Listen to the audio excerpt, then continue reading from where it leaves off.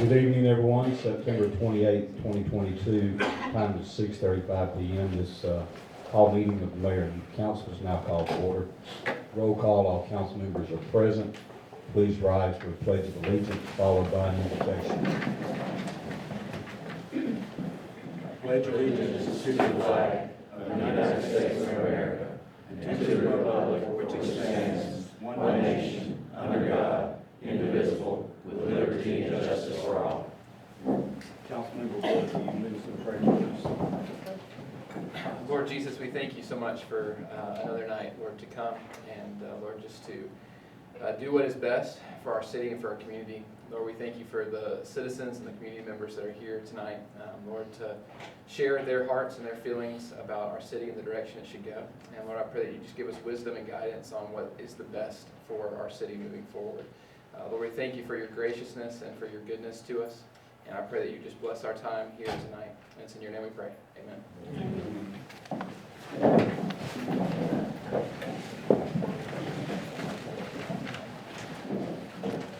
All right, I have a few meeting announcements. Council work session, our next one is October the 6th at 6:30 p.m. in the community room. Our Main Street Commission meeting is October the 11th, 8 a.m. in the community room also. Downtown Development Authority meeting, October the 13th, 9 a.m. at the Welcome Center. Social Circle Development Authority meeting, October the 13th, 3 p.m., City Hall Conference Room. Our next council meeting will be October the 18th, 6:30 p.m. in the community room. First item up is our presentations. We have employee introduction and recognition. Mr. Taylor. Robbie Rose is going to introduce gentlemen this evening. Good evening. I have two new employees, Joshua and Joseph. You want to come on up here?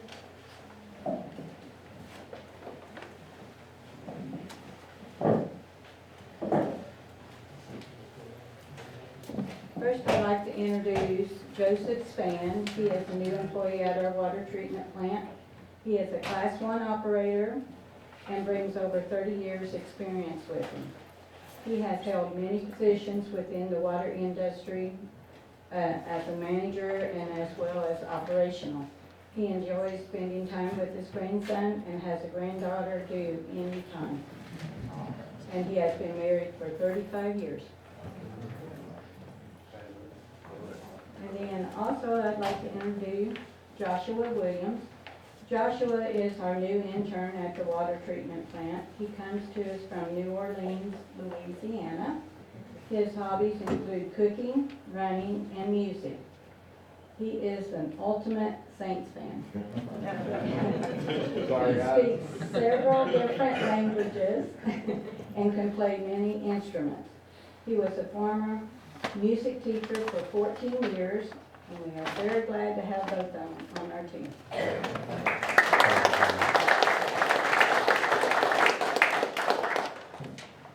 All right, do we have any other employee introductions? I don't believe so this evening.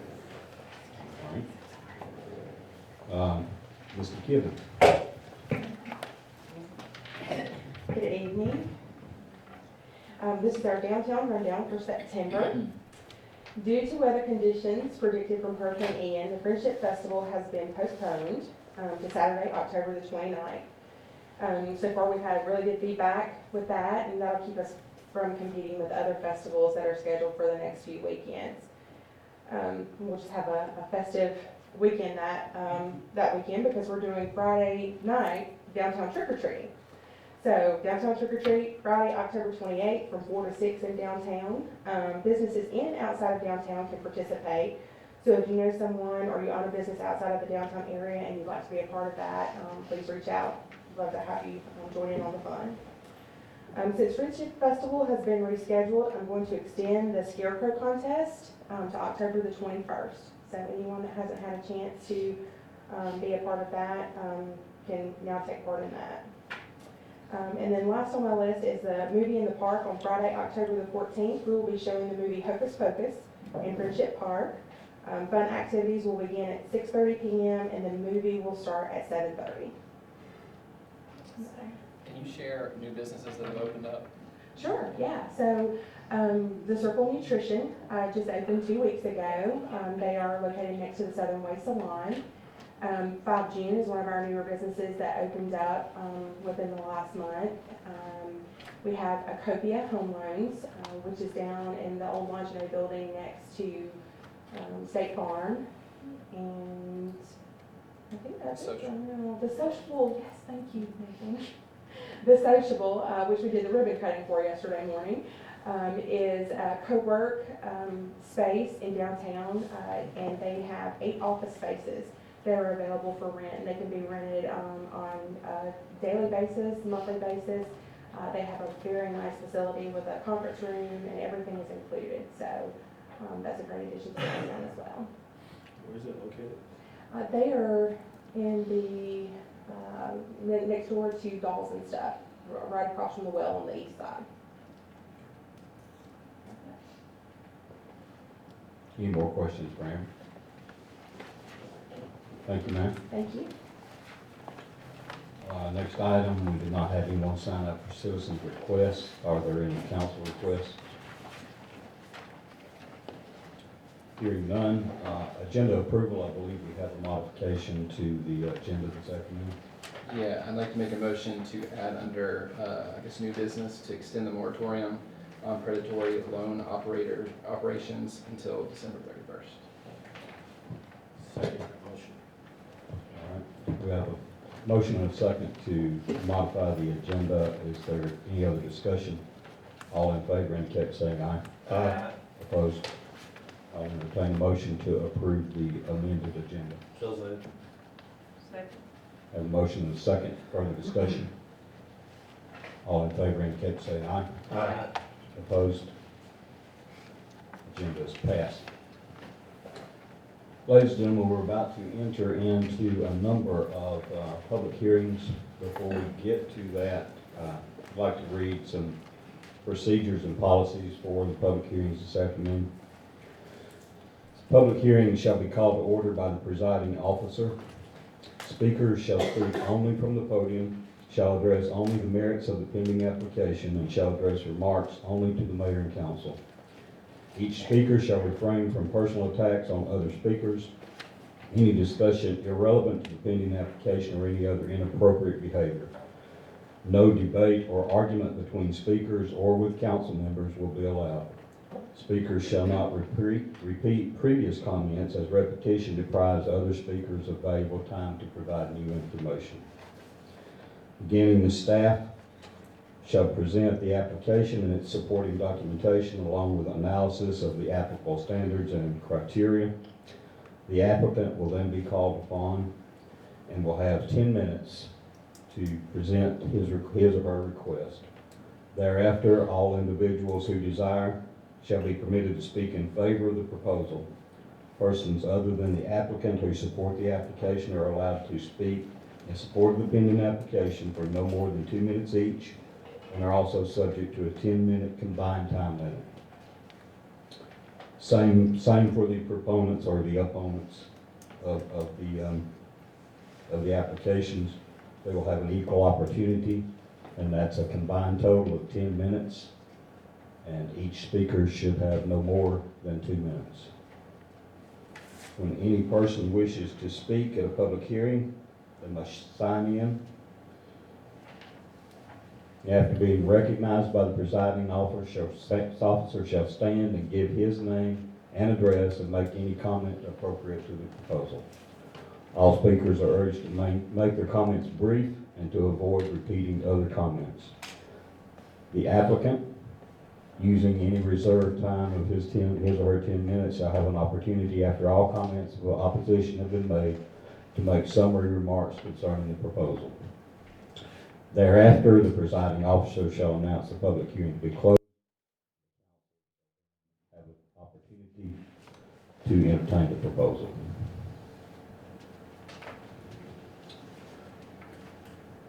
Those rules and policies being out there, our first public hearing this afternoon is for 544 Lindsay Way. It's a variance to park a boat in the side yard. Barbara, will you introduce that for us? Good evening, Mayor and Council. Excuse me.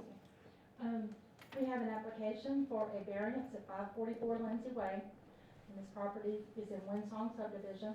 It consists of 0.44 acres. This is the property outlined in red. You can see that the boat is parked in the front yard. The application asks for the boat to be parked in the side yard.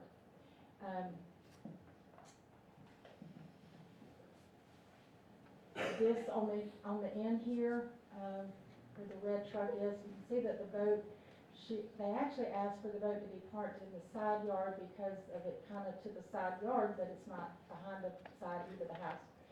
So usually they park the truck in front of the boat to kind of hide the boat. We have some pictures of the boat being in the front yard. Their property, like I said, is in Winsong. It is a steep backyard. But our ordinance states, and I will read just that little section of 1107. Conditions of the ordinance mandate that a boat be parked in the side or rear yard behind the building under a carport, or that the boat is parked in a spot where it is completely out of the public view. An exception to the ordinance includes the size, shape, and topography of the property preventing to adhere to the ordinance and deprives the homeowner of the same rights as their neighbors. The property narrows in the back with a steep drop-off, and that spans for the backyard. The ordinance states you are not supposed to have any boats, vehicles, or recreational equipment like campers be permitted to park more than 24 hours in a residential district. We did have a public hearing with the Planning Commission, and the Planning and Corridor Commission voted unanimously to recommend to the Mayor and Council to deny the variance request. And we add some more pictures. This is the side yard with the boat, the truck in the front yard. Excuse me. We did receive one more picture. I believe I included that. I don't think it's in this. Okay, right there. After we had our public hearing for the Planning Commission, they did get it down the hill to the side yard. This application was based on the application of the side yard in the application, but as you can see in the other pictures, it was parked in the front yard. So when the Planning Commission heard this, that they denied, recommended denial for it to be in the front yard. Anybody have any questions? Any questions for Barbara? Is the applicant here? Yes, Mrs. Bishop is here. She's here to come speak.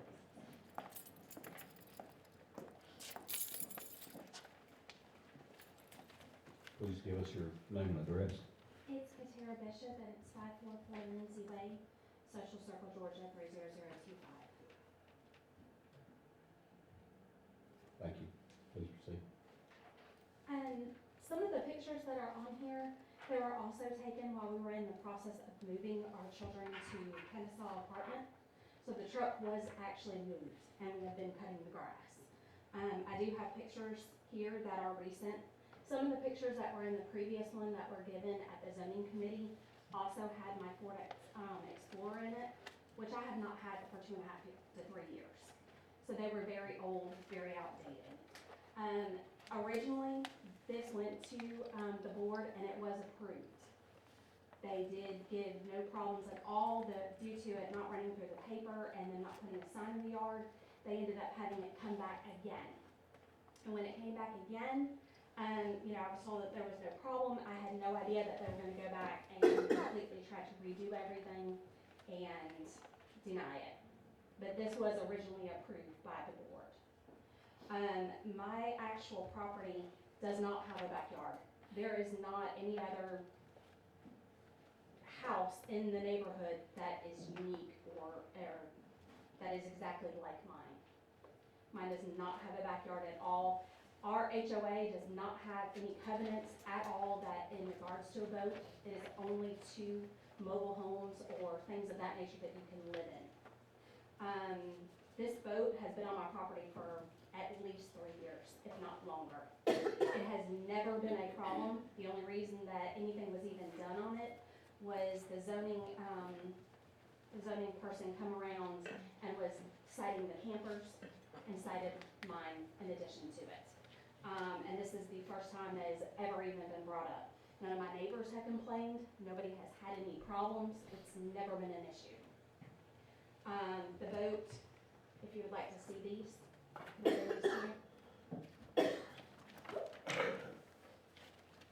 these are pictures that I actually took just a couple hours ago. And that is actually where the boat is sitting. The boat has 2 railroad ties that are trying to support it because of the steep of it. Ken Zendel actually walked this property after he did this citation, and he even looked at it and said that there's no way he would even want to park anything of his on that steep slope because of the incline to it, that there's a possibility of it just rolling. Right outside my backyard where you can see some of those pictures that are in the slides and stuff, it dropped straight off at least 3-4 feet. And then back behind my house is a creek, which of course you can't try to fill in that property or do anything with it because you end up with waterway issues, you end up with sinkage. The only thing that I'm asking is, my children are in college. I have one that is finishing up school here, and I'm here in the process of looking at moving. So the only thing that I'm asking for is something of a variance that, even if it's, when I sell my house, it's not null and void. That's fine. But we don't want to put the property, we have taken the boat to a storage unit before to try to get it boarded there, but based on the waiting list, we've been on it for 2.5 years and have yet to get in it. I know that one of the board members asked about putting it in an actual regular storage unit, but based on rodents and theft and things like that, I'm quite sure that you would agree that's not real. I'd rather have it, my property, at my home, not somewhere that I can't watch it. But the boat is over there on the side yard. There is a high retaining wall, and there's trees and foliage all along the barrier to it. The other side of the house, there's no way to get it in. There's not even enough room before the drop-off, but there's no way to even maneuver the boat or anything even back there without driving through my neighbor's yard.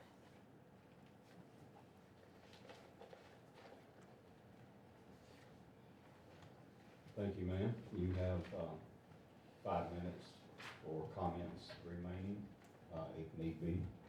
This is a public hearing. Public hearing is now open. If there's anybody here to speak in favor of this application, please come forward. Seeing none, if there's anyone here in opposition, please come forward. Seeing none, I'll bring it back to the council for a motion. I have a question for Barbara.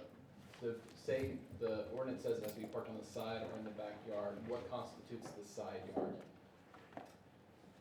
That is very unclear in our ordinance as it is today. We're working on updating that, but You want this? Sure.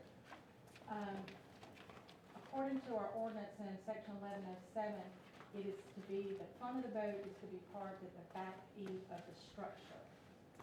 Not Front of the boat. Right, the front of the boat, back eve of the structure, which she cannot meet that. So I do see that we're saying that different properties come up with different solutions on this, is basically what I heard you reading earlier. So looking at the boat on the side, a second ago, it doesn't look bad on that side. I mean, if we came up, could she put a privacy fence across that way? It would be in my front yard, which would be against my HOA and against the city ordinances. So Can't she put a can't even privacy- hide it with a privacy fence at that point. No, and She don't have even, room to do anything other than. even if I did that, my neighbor to the side, they're elevated, so it wouldn't, the trees, there's, a river birch and there's, crepe myrtles and things of that nature that are all planted right in there that do a better job of hiding it than what a privacy fence would do because she's elevated, it's like this. It's at least, I think, 5 railroad ties as a retaining wall on the side of my house.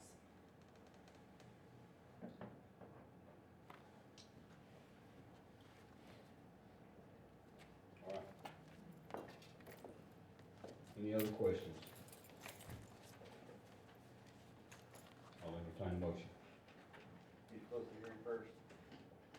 Gotta close the hearing. Oh, I'm sorry. Thank you, Eric. Close the public hearing. I thought I did. There's Close no it. other, there's no other public comment. I don't know if there's any other public comment on this one. Y'all keep me straight. I thought I did that already. All right, public hearing closed. Bring it back to the council for a decision. So discussion, planning and zoning approved it last time. The first time and the second Do time. we have the minutes when they approved it, because they usually give approval? It was Because I see in the denial. July. Yes, July, and the planning commission did recommend approval, and she is correct. It was advertised in the paper. We did not put a sign on the property. We had quite a few signs going out that Friday. Hers was missed, so we wanted to re-advertise it and make sure we went through the legal process completely. They did recommend approval, but after they looked at what constitutes a variance, and it has to be a hardship on the land, cannot be man-made. Storing a boat on the property is man-made. In the front yard, And I believe that was in the minutes of the second meeting. and that was in the minutes on the Let's second leave it meeting. at that. Yeah, I mean, the boat's man-made, but the way that my land is not No. man-made. I have not altered in any way my property from the time that I purchased it.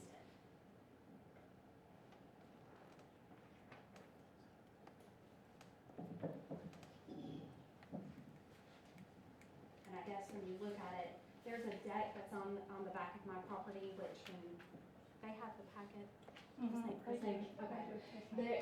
The deck, there's not enough room to even put anything behind it on one side, and on the opposite side, there's no way from how far the deck comes in the back to be able to fit the boat on the other side either. The deck's on the edge of the buffer. Yes. Yes, and you can see there's several pictures right off the deck, exactly how much room you have before it drops. Right here, where the post is, it drops right here. As soon as you see those trees, it drops, and then there's a creek back there behind my house.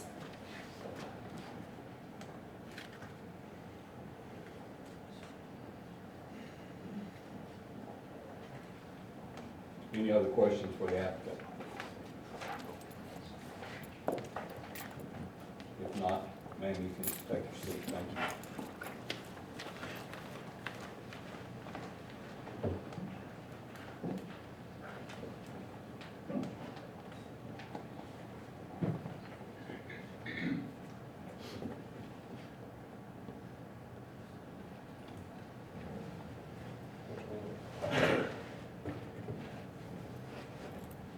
Can there be time considerations that are put on a condition, like a conditional kind of variance? You can do it exactly the way she asked. Yes, the answer is yes, and you can do it that way where it expires with her ownership. With her ownership, or can you do a time period? Absolutely. Yes. Okay. That would be my thought. Stu?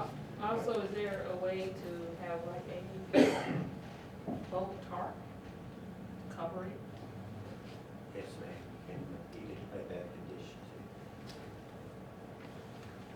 too. So we're discussing allowing it to a time period and then covering it with a top tarp, so it doesn't be Yeah. visible as it. And making sure that it's not in that front yard where the original pictures were, but in the far back side Of that they had it on the property. Yeah.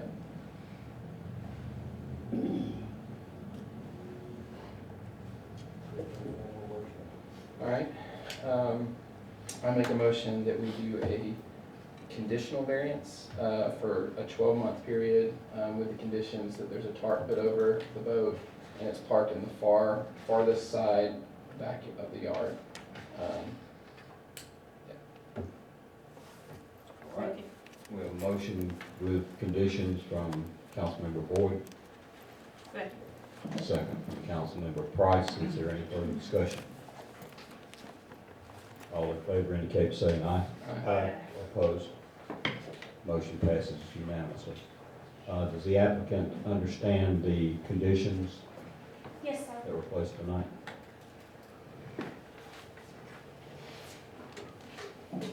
Thank you. Next item, East Hightower Trail rezone from AG to I-1. Parcel number SC 230013. Barbara? Yes, Mayor and Council, this applicant is requesting a rezone for parcel ID SC 230013. This is vacant land. It consists of 57.69 acres, and it is zoned agricultural. The applicant is requesting this rezone so that they can build office warehouse buildings.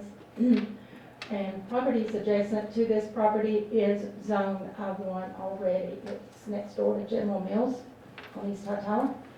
Excuse me. The applicant, Mr. Jim Eric, plans to build office warehouse buildings on the property. He is from Adair Realty, Inc., and he's the project manager for the development.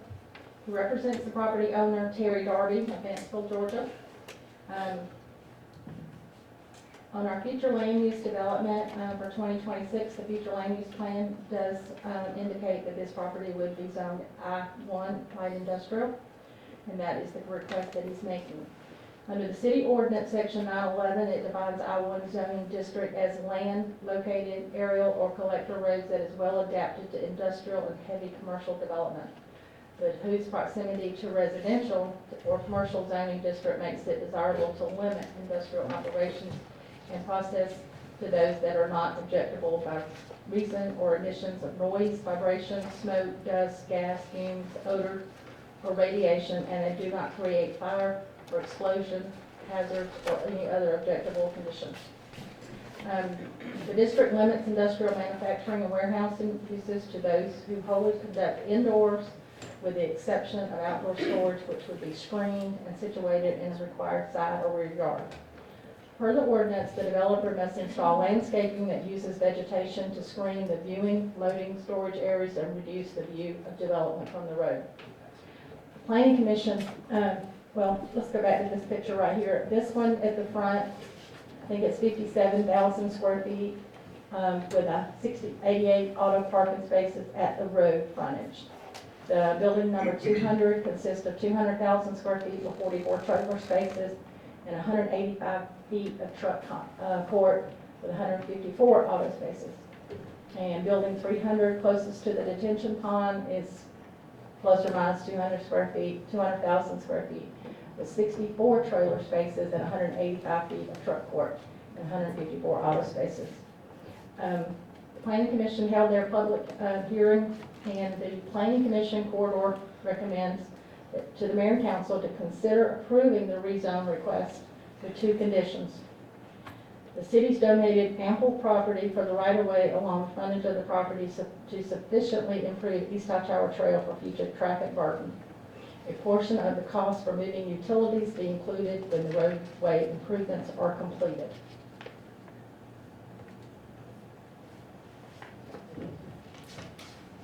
Any questions for staff? Was this piece of property not zoned for industrial at one time? It was at one time, yes, sir. Mr. Darby, I think, asked for it to stay agricultural while he could use it as agricultural property until time was desired to sell it and develop it. Yeah, I had a conversation with Mr. Darby several months ago. He came in and explained the situation to me, and he was under the understanding that it automatically switched back to IG, or to I-1 at the time he sold the property. I told him we would still need to go through this process.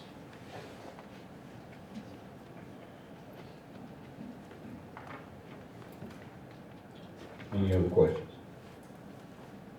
If not, the applicant is here. Please come forward, give us your name and address. Do you want to use this? Yes, ma'am. Thank you. Been this for 4 years. It's the fanciest part.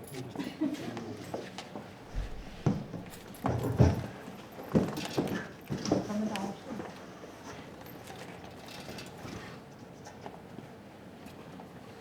Good evening. I told Barbara I've been doing this for 40 years, and this is the fanciest easel I've had to use, so thank you. My name is Jim Iyer, representing Adair Realty, the applicant for the rezoning. And as is noted in your package, we're representing Terry Darby, who's here also, the owner of the property. Jim Iyer, 10 Glen Lake Parkway, Atlanta 30328. I guess I'd like to start by thanking you for your service as a former city council member. I know the time and effort involved in serving on council, and we appreciate your time. Adair Realty is a division of Ackerman and Company, 70-year-old real estate development company located in Atlanta, with a rich history of pioneering development in Atlanta and the Southeast.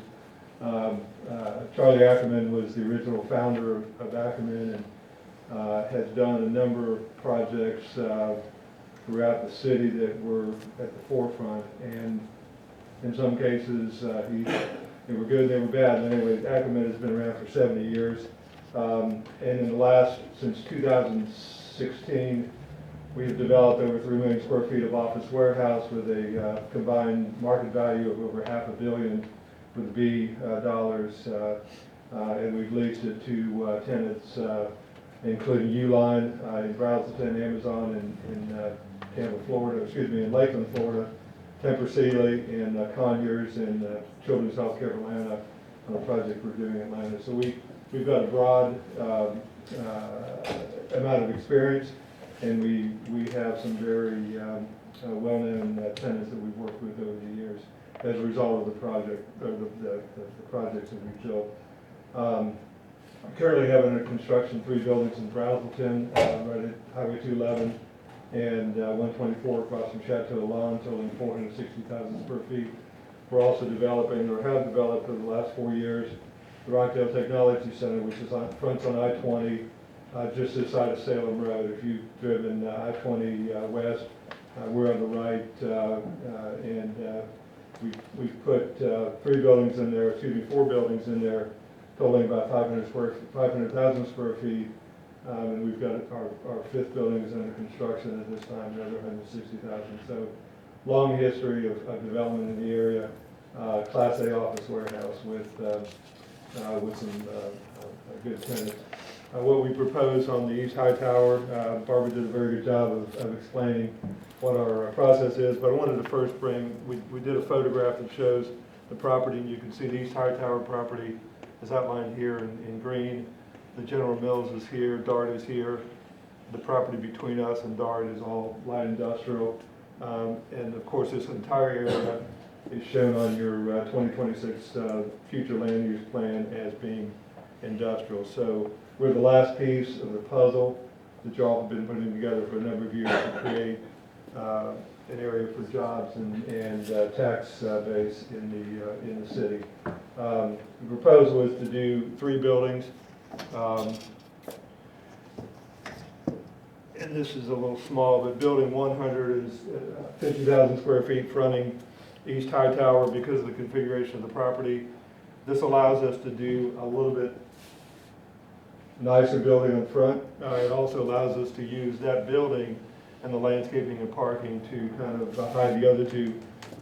If you're familiar with the property, General Mills runs down this side, so we're completely blocked from the road. On the south side, there's existing creeks and things on the west and north side.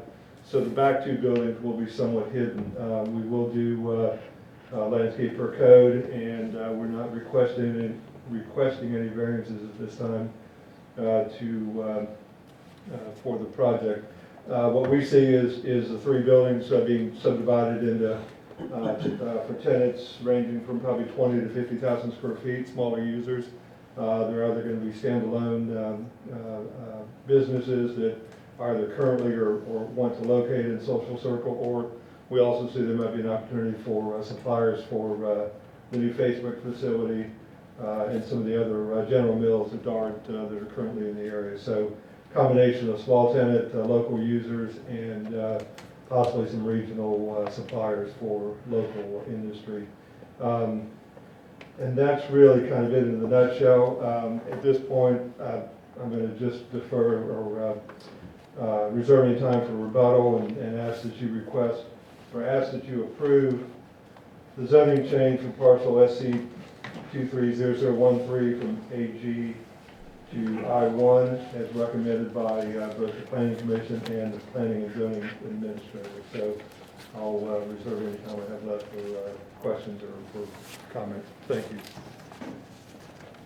Thank you, Mr. Iyer.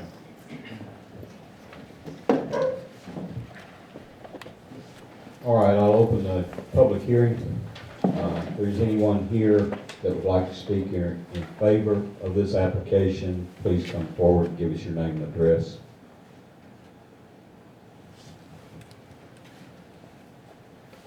Seeing none, if there's anyone here that would like to speak in opposition of this application, please come forward and give us your name and address.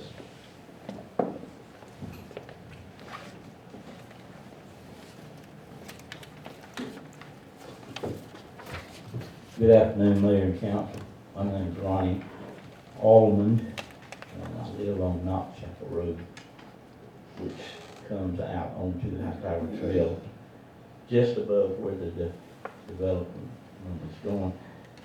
I wanted to voice some of my concerns and some of our neighbors' concerns tonight. And our major concern is pretty obvious, and that's the increased traffic that we're already seeing on High Tower Trail. We heard a lot about this in recent months, and with the development that's coming to the bypass and High Tower. And the warehouses and the warehouse business, those types of business utilize a lot of heavy trucks, tractor trailers, and I heard, I don't know how many spaces that they said that would have there. It seemed like there were several hundred, I believe. So that's going to be a lot more trucks going out on the High Tower Trail. The traffic already is problematic on that road. It's a 2-lane road, and people coming from Madison to Rutledge, from Rutledge area, cut through there, coming here. People that work Madison, Rutledge, from Social Circle go through there. The traffic from General Mills and also Knox Chapel empties onto that road. There's a lot of traffic every morning with people coming from that area, which is mostly residential and agricultural, coming out onto High Tower Trails. There's a lot of traffic. The road itself is already in need of repair in places. There's some pretty big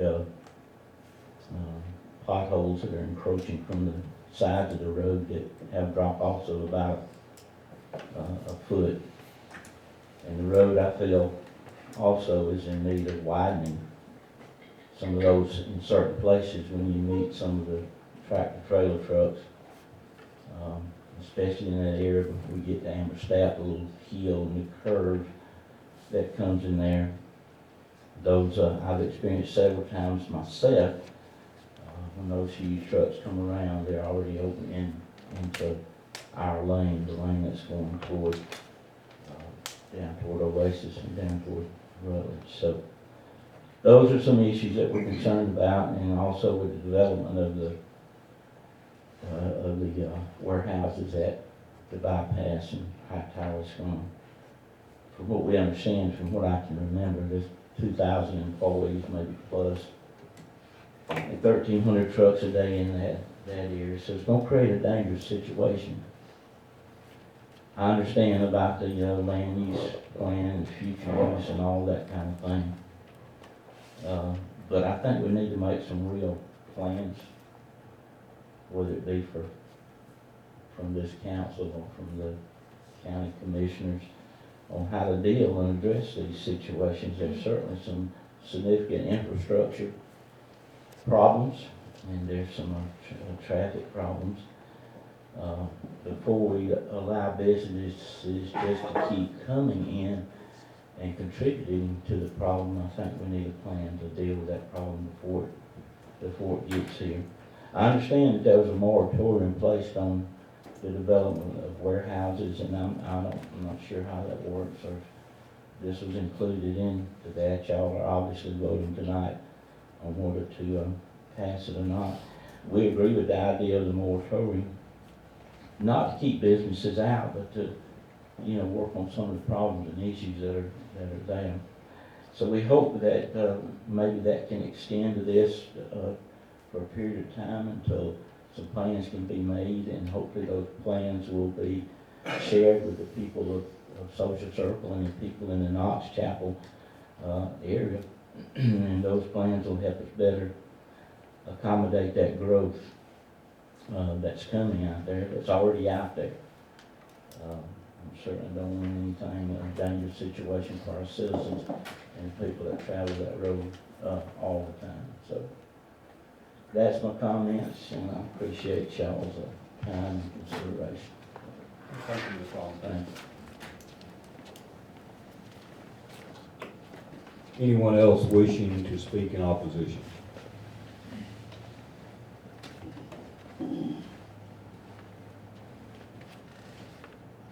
See none, Mr. Iyer, you have a little over 4 minutes remaining. We'll be quick. Thank you, Ronnie, for your comments and concerns. We'll certainly have made notes and we'll take those into consideration. Increased traffic on East High Tower. As we understand it, there are plans to make improvements to East High Tower. As a matter of fact, some of the conditions that were suggested by the Planning Commission begin to address those. We think that the plans that are in place are not in place, but the plans are in the works. Will provide for the additional traffic in the area. You've got the bypass that was built a number of years ago.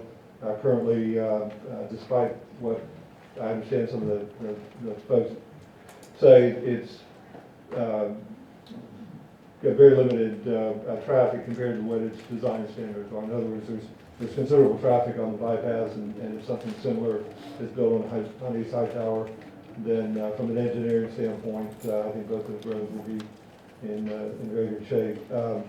And as far as the parking, I want to just clarify that the several hundred spaces that Barbara mentioned actually are automobile spaces, not tractor trailer spaces. So we won't have nearly the amount of tractor trailer, particularly if we see smaller users. If you all work in any type of warehouse facility, you know the smaller the user gets, the less tractor trailer traffic they have. They have 1 or 2 a day. They're not doing something like General Mills or Dartmouth, where they've got dozens of trucks coming and going because they're shipping large volumes of material there. They've got an inbound and outbound, and oftentimes most of their stuff comes in and goes out by UPS or FedEx. So it's typically smaller trucks for the smaller users. So those are my comments, and again, we would appreciate you voting in favor of our request to rezone this property from AG to I-1. Thank you. Thank you, Mr. Iyer. Mr. Almond, to answer the question that you had, this application was prior to the council's placement of a moratorium on distribution warehousing. So that's the reason we are considering this application tonight. All right, I'll close the public hearing and bring it back to the council for additional questions or a motion.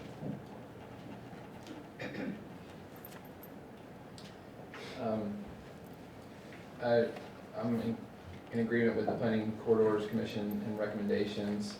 One question I have, I guess, is the city is to be donated ample property for the right-of-way. What is that look like? I don't know if Jimmy Parker, if that's something you could speak to, or, sorry. They haven't gotten that far about Okay. what is going to be ample, because there's railroad right-of-way, there's Georgia Power right-of-way, right across that property. Right, but I think the question is, if I'm correct, it's a question of, because the railroad does have 200 feet. a lot of right-of-way that extends to the road. I think the question he was asking Mr. Parker was whether or not the land itself is available to expand. Yeah. So just to clarify, sort of a unique situation, the East High Tower actually has no right-of-way. The railroad right-of-way covers the entire width. So East High Tower lies on what would legally be known as a prescriptive easement. So any widening on that road, and I think we'll talk about this a couple of times tonight, is going to have to occur on the south side of the roadway. you know, the other rezone that's before you, they've done sort of a layout for a widening, and I think, you know, we're looking at probably, at least 30 to 40 feet is what we discussed generally, in that area. You just have to look at topography, but we can better define that if the council would like.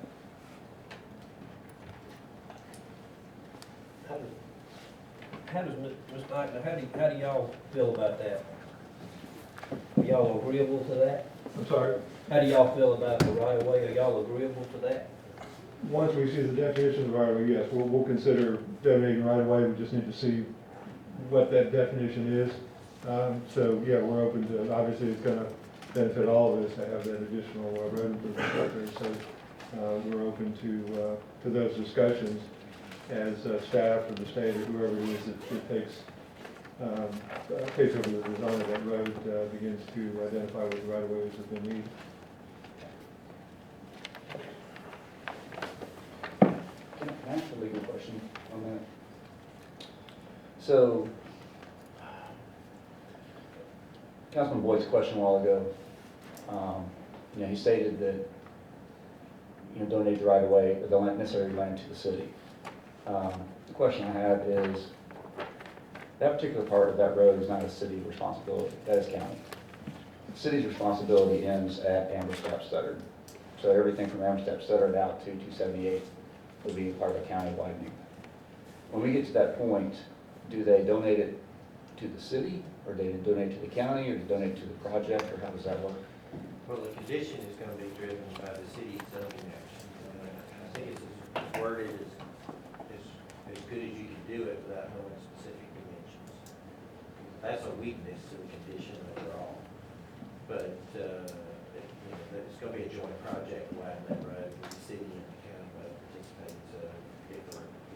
If the donation was to the city, it doesn't matter to the property owner, they get a deduction off of that gift, and then an improved road, and so then we can combine our efforts and then transfer it to the county. That's who's going to actually do construction, or the state if they want that. Okay, I just want to make sure that's on the record at this point in the process.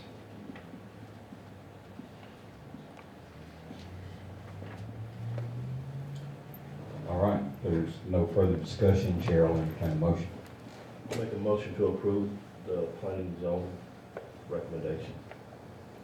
Approval with the conditions of planning and zoning. Yes, with all the conditions of the planning zone. All right, we have a motion from Councilmember Jackson. Is there a second? Second.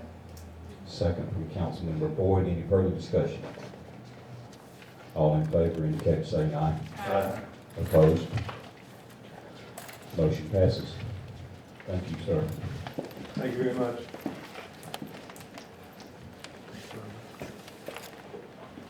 All right.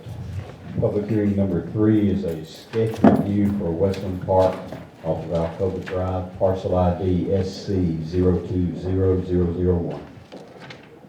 Barbara. Yes, Mayor and Council, like I said earlier, in Stafford, in the work session, this is coming back before you because they missed the deadline. They did do some changes on this one prior to the original one. They own the 8 acres in between Westland Park and Laurel Oaks. So now, instead of going in the middle of the back lot, they can go to the side and run the water line up that water line utility easement. This parcel consists of 100 acres. It's zoned R15, medium density. Single-family housing requires a minimum lot size of 15,000 square feet, a minimum dwelling unit of 1,800 square feet, and setbacks are 35 on the front, 15 on the side, and 20 on the rear. The property did not allow for a second entrance and exit, so the applicant's asking to build 30 lots on the existing 100 acres with 1 entrance and 1 exit. This will meet our access ordinance. This was the smallest lot is 1.03, and the large lot in the back is 66.29 acres. The applicant revised the sketch plan to show 20-foot easement for a water line can be created. And the applicant recently bought the 8-acre tract that we were discussing. This part right here is the back lot that consists of that 88 acres. It is going to be platted with a plat lot number. The property was zoned in 2021 from agricultural to R15 with the following conditions. Same elevation will not be built within 2 lots or either side of homes, nor on the lot directly across the street within 2 lots or on either side of that lot. Home exteriors must be brick, stone, cement, base siding, cedar or shank. No vinyl siding may be used. No above-ground pools are allowed. No window air conditioning units. Each home will have a garage with a minimum of 440 square feet. A water table of brick or stone must be a minimum of 18 inches in height, not 18 feet, and is required on the front and the sides of the home. The developer must establish an HOA and have declaration of the covenants and restrictions be recorded, thus subjecting all 100 acres to the HOA and to maintain open spaces and retention ponds. Each home will contain a minimum of 15% clear glazing on the windows and doors on the front elevation, and all plumbing roof vents will be located on the rear elevation of the home. And the subdivision ordinance requires a 3-step process for the approval of any major subdivisions. The first step is the sketch plan, then the preliminary plan, then the final plat. The applicant has submitted this revised sketch plan to the staff. Staff has reviewed the sketch plan relative to a subdivision ordinance requirement. The submitted sketch plan appears to include information required for the sketch plan submission. The sketch plan shall illustrate ultimate development of the entire parcel owned by the applicant and shall identify the section for which formal plat approval will initially be requested. It shall be prepared on a scale of not more than 1 inch equal to 100 feet and shall include the site topography at a contour intervals of 5 feet or less. The recent changes on the plan from the original plan because of the 8 acres between the bulk of the property and Laurel Oaks, and this has enabled the applicant to offer the city of Social Circle a 22-foot water easement along lot 19. The easement would continue through this property and across the stream. He intends to install a valve at the stream for future use. Planning and Corridor Commission recommends to the mayor and council to consider approving the sketch plan review and accept the applicant's offer of the water easement. It's my understanding of the water, and these are some samples of the homes that they would be building. And it's my understanding, I'm a little confused on that easement on the water line that the council had recommended going completely down the entire length of the lot to the 66 acres, is that right? No, And it loop just has to be assessment? looped. It has to be tied in. Right, and I spoke with Mr. Butler before the meeting, and he recalled that stipulation. Okay, great. And like I said, we just added a couple of samples of pictures of the homes that they would be building.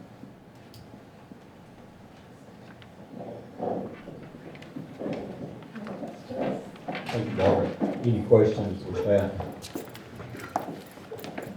Mr. Butler.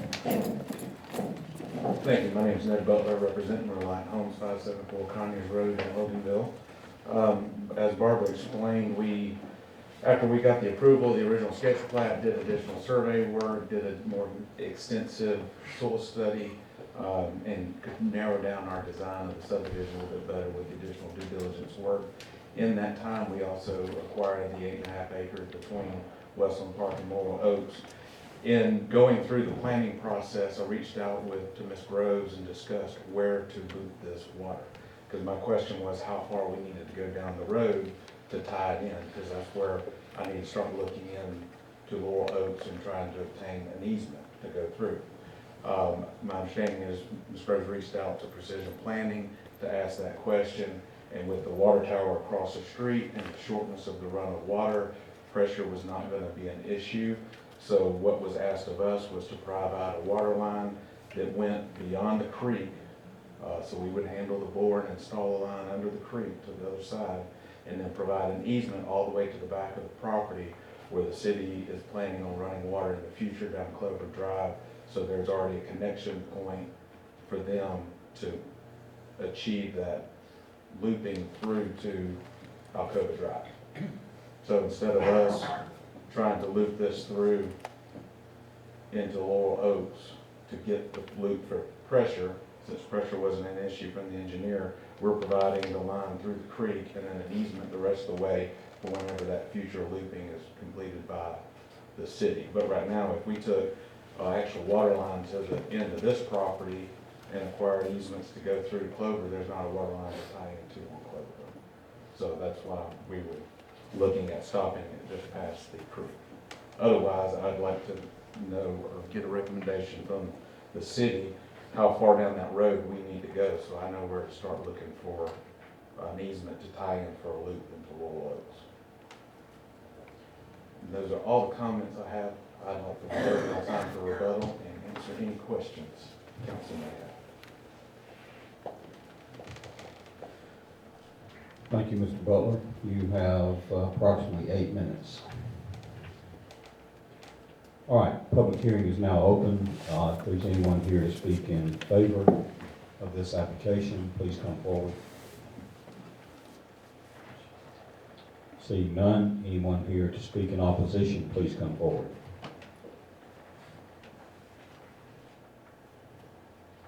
Seeing none, Mr. Butler, anything else to add? No, sir. All right, I'll close the public hearing and bring it back for the council.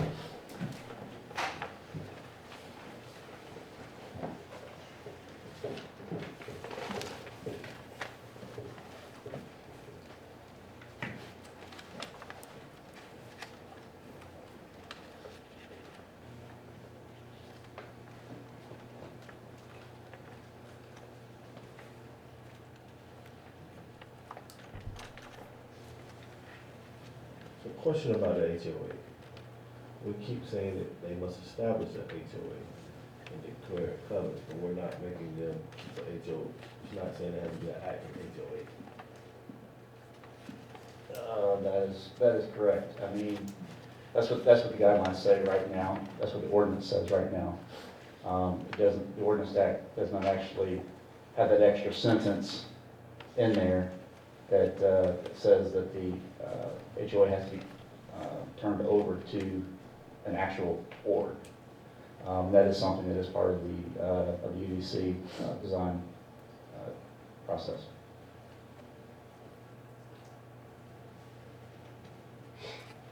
That's a general problem across the board, not just That's this why I brought particular it up, issue. because we're down on, Yeah. same issue. Yeah, I mean, I think when that particular ordinance was adopted, it's probably done with that intent. They just left out the very important sentence that says that you have to actually turn it over to an actual body of people.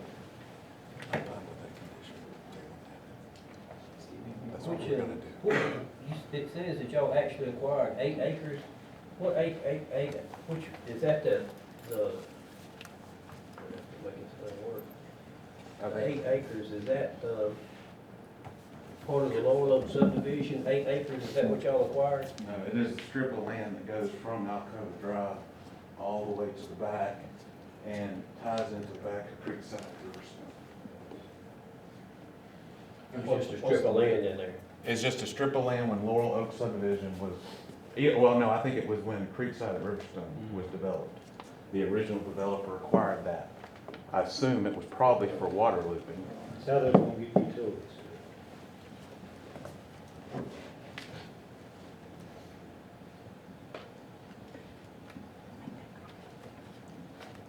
And I will say, if you want to add to the condition of the HOA that it's an active HOA, that after completion of all build, we turn over to a board of the homeowners, we're fine with adding that condition. That's our intent. That's what we always do.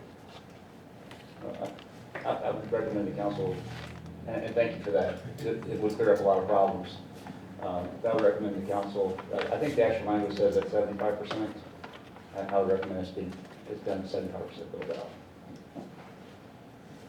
To keep in line with the rest of the ordinance.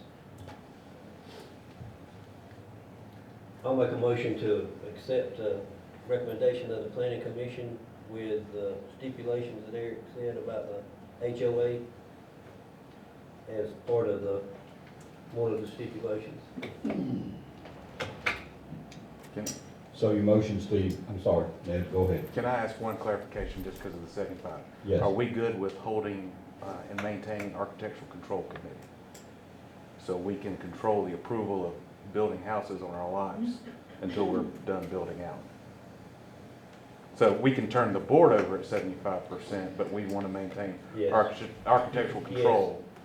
You don't lose any of the control, you just have to turn the board over 75%. Okay. And that's for the purpose of maintaining the infrastructure and stuff like that. I understand. All right, Steve's motion with conditions, do I have a second? Second. Second from Councilmember Boyd, is there any further discussion? All in favor indicate by saying aye. Aye. Opposed? Motion passes unanimously. All right, item number 4, a variance to allow 4 rows of parking with 3 drive aisles, pavement on the Social Circle Parkway. Parcel ID SC230006. Yes, sir, this is a variance request, excuse me. Variance request is to increase parking field from the maximum of 60 feet of pavement that is allowed between the right-of-way and the building, according to the highway corridor ordinance. The applicant, Walton Leaf, is developing a distribution warehouse known as Social Circle Logistics Center located off the Social Circle Parkway, Highway 11, East Hightower Trail. The applicant has asked the city to grant a variance request to increase the parking field from the maximum 60 feet allowed to have 4 parking rows and 3 drive aisles. Social Circle City Ordinance states that a large area of asphalt parking without landscaping adjacent to the roadway is not permitted. The required alternative is to the side and rear and landscaping and front parking spaces. The ordinance also encourages shared parking among projects proposed 3 buildings to minimize large areas of pavement. Frontage pavement should be limited and screened by evergreen frontage vegetation. The ordinance also states that developments along the pedestrian corridors are required to construct public sidewalks to be connected to any existing sidewalks. The variance request will not only benefit the buildings 100, it'll also benefit properties down the Social Circle Parkway, and also the development along pedestrian corridors are required to construct the public sidewalks if there are any existing sidewalks in the property. The Planning Corridor Commission unanimously voted to recommend to the mayor and city council to deny the variance request for parking. The commission listed 2 reasons for the denial.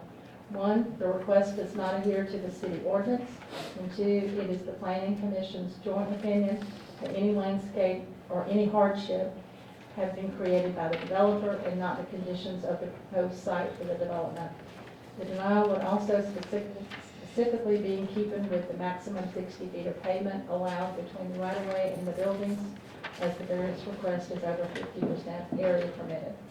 The variance request was ranging anywhere from the 124, so it's just a little bit over the 50%, more than the maximum allowed for this ordinance, allowed by the ordinance. These are some drawings that they sent to us. If you can see up at the 100, building 100, they have moved a lot of the parking to the rear, and then the parking's at the front. And that is the variance request on this building. It's just showing that you've got that 4 rows of parking, 3 drive aisles. That would kind of be, a variance request would, be considered to be considered of the property, not just a particular building, but down the Social Circle Parkway for parking and pavement.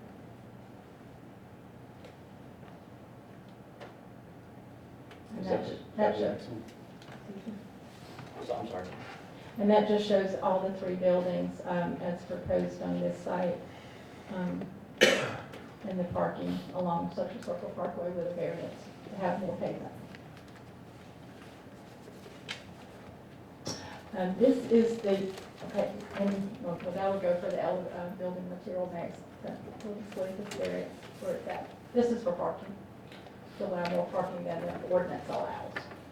I would like to add to the presentation that the variance request is not a zoning variance. It's a variance to the corridor guidelines. This particular property is already zoned for this particular use, and that particular product could be built were it not, today, were it not for these corridor guidelines that the council has in place for the Social Circle Parkway corridor. So this is a variance to the guidelines. Thank you. Any questions for staff? The applicant would like to come forward and make a presentation, please.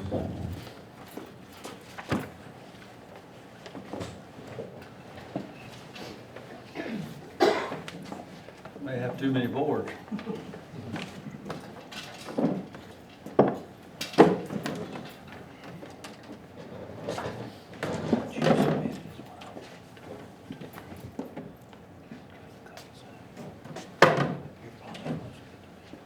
Good evening, Mayor, Kansas City Council, ladies and gentlemen. My name is Greg Osborne. I'm here representing Walton Leaf LLC. Thank you, Mr. Mayor and council members, for allowing me to meet with you at an earlier date than is customary. I appreciate that. We have been attempting to work together and to solve some of these concerns for the last 7 or 8 months on this project, and I appreciate everybody's efforts.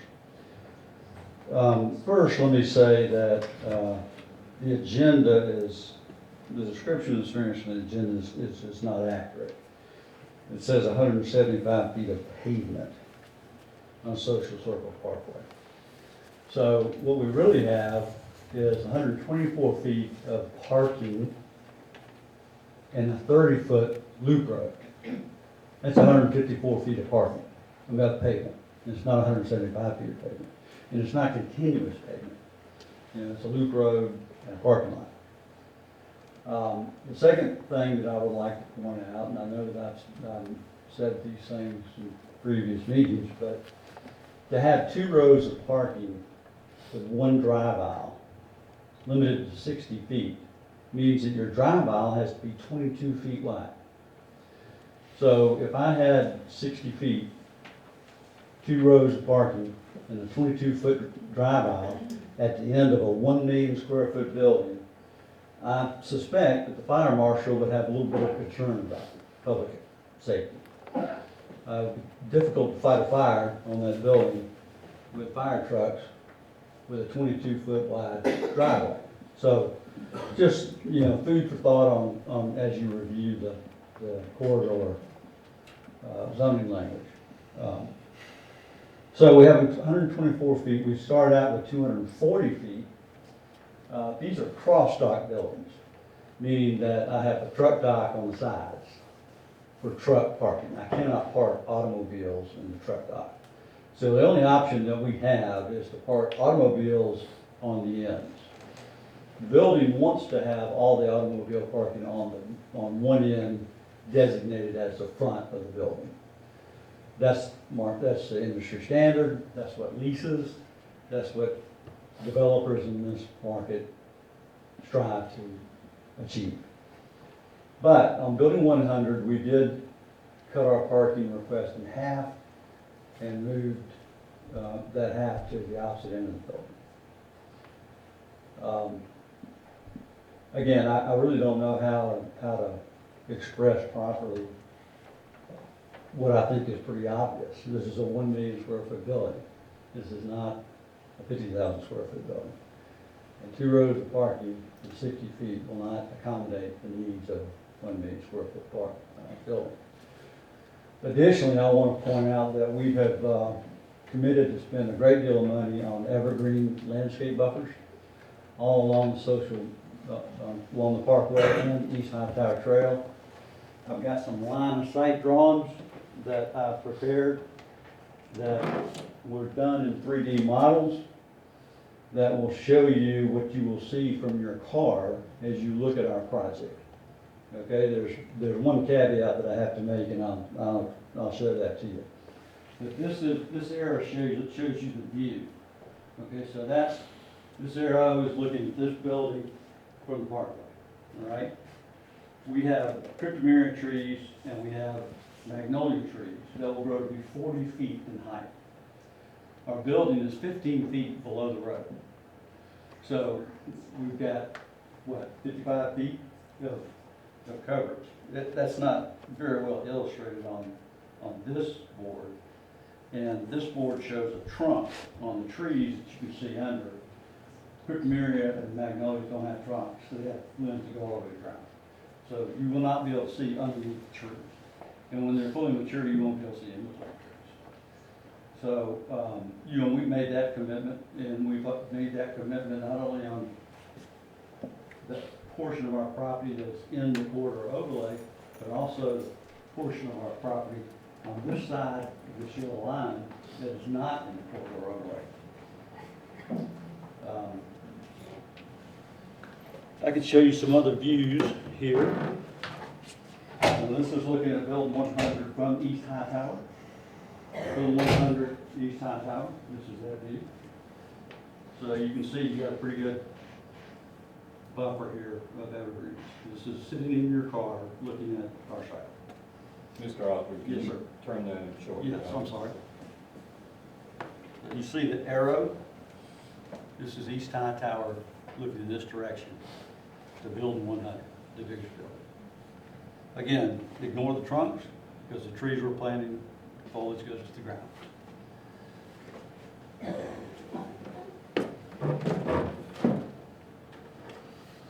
All right, this view is from the parkway to this corner of building 100. Building 100 is a 1 million square foot building. So I hope that everybody can see that. Again, the building is below the grade of the road. We've got substantial evergreen trees all on the parkway and East Side Tower Trail. So we are doing all that we can to provide an attractive first-class development. This is the last one. This is from the intersection of East High Tower and the parkway, looking at building 100.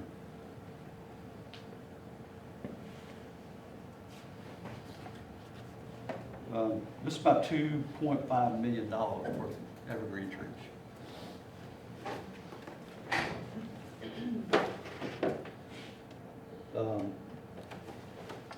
Last night, we had our planning commission meeting, and a new wrinkle came up that included building 300 in this parking area.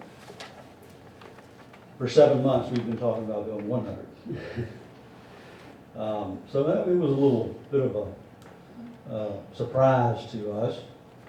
No one with staff or with the city made us aware of this before last night's meeting. So we had no opportunity to really provide any kind of rebuttal or any kind of response.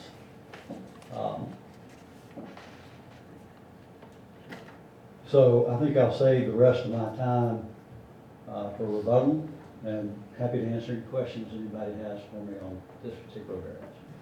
Mr. Osborne, for the benefit of council in the audience, can you point out building 300? Yes, sir. On the map. This is building 300, and you see it's at an angle. So it was a little confusing. It's not perpendicular to the parkway like building 100. So we didn't ever, interpret this to be a violation of the border code. But apparently last night it determined that it is.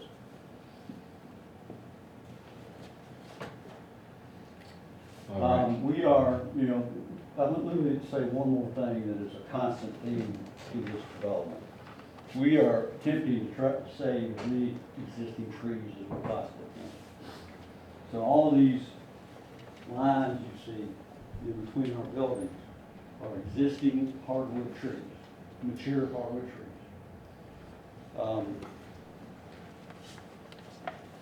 We're doing that because we think it's going to improve the value of our property. I don't think that you will find a 2.3 million square foot industrial campus anywhere in the state of Georgia that has mature native hardwood trees in between all three buildings. When we made that decision, we thought that that would be welcomed by the city. we thought that would be welcomed by the citizen.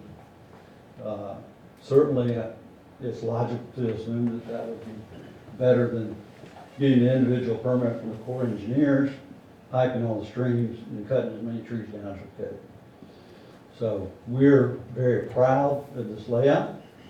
We look forward to it becoming a model for future developments, demonstrating that you can build a project like this in a rural area in a soft way.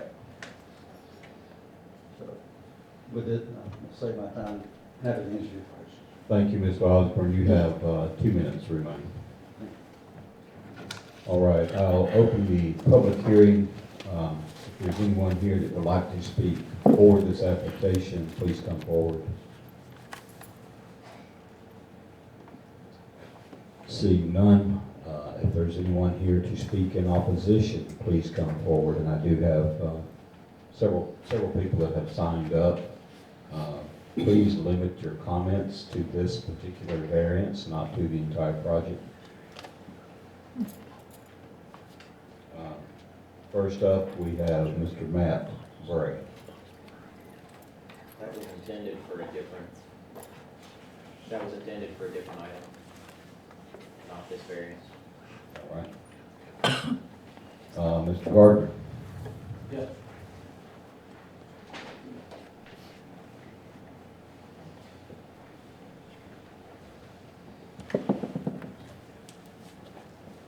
My name's Johnny Gardner. I live in Clover Drive, Social Circle. I think I've said it in about 3 of these other meetings that we've discussed this. I personally don't care if we're building a Disney World or if we're building gas stations or warehouses.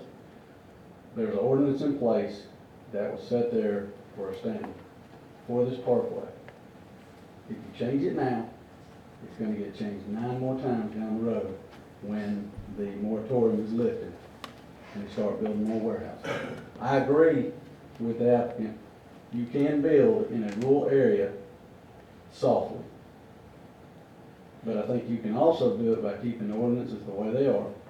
There is no need for a variance.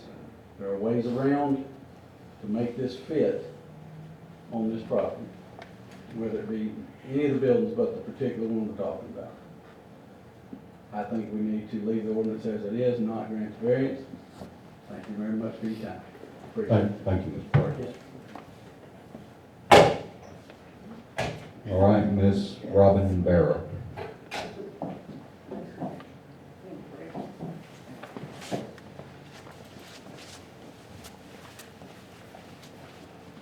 Good evening. I'll make my comments really brief. I really want to speak on both. I don't know if I have time. I have an emergency to attend. But I'll try to make a general comment, if I can, on kind of the whole subject. I spoke to you guys a month ago on this, right? I was here. I think it is, I agree with Mr. Gardner, it is incredibly important for us right now in our growth phase to make sure that we are representing the best interest of our city in that growth phase. That's you guys' responsibility. I'm here tonight as a concerned citizen because I want to make sure that growth phase happens. I don't want to negate the growth phase in our city. I don't want to negate development. But we have a set of standards that we put together, right? And I don't think because we have somebody come in and tell us they're going to give us, you know, $1 million in tax revenue, and if we don't comply to their variances, right, that they're going to go somewhere else. I don't think that's true. I think that they're going to try to make the most out of their property that they can make. I would do the same thing if I was in their shoes, right? But it's not the city of Social Circle's responsibility, nor the citizens' responsibility to make sure that they can make maximum dollar off the property that they bought. Your responsibilities are city council. My responsibility as a citizen is to come here and say, I want to make sure that my city grows the correct way, right? With the rules that we set forward before we got very myopic on one project. We set standards for the entirety of the city, right? And the entirety of the development, not for one project to be changed over and over again. And I think we heard tonight already, we've approved one section going further down East Hightower from Ag to I-01. Same concerns were brought up about the spacing on East Hightower, right? This is the same concerns that we have for this project, right? I drive through that corridor every day from my house on East Hightower to my place of business on Knox Chapel Road, at least half a dozen times. I can tell you that there is a traffic problem and there is a road problem on East Hightower Trail, 100%. And it is only going to get much worse. I'm willing to accommodate that, but I'm not willing to accommodate and allow our city council to continue to give variances that's not going to allow us to make the changes in the time that we need to. I think that would be an incredibly bad choice. I think these variances would create a significantly bad precedence for the city that you guys are then going to have to uphold as we move all the way around the corridor. And I don't think that's a position of power for the city council. I don't think that's a good position for the city to be in. So I ask you to vote down these variances tonight. Thank you, Ms. Barrow. All right, Valerie Walthart.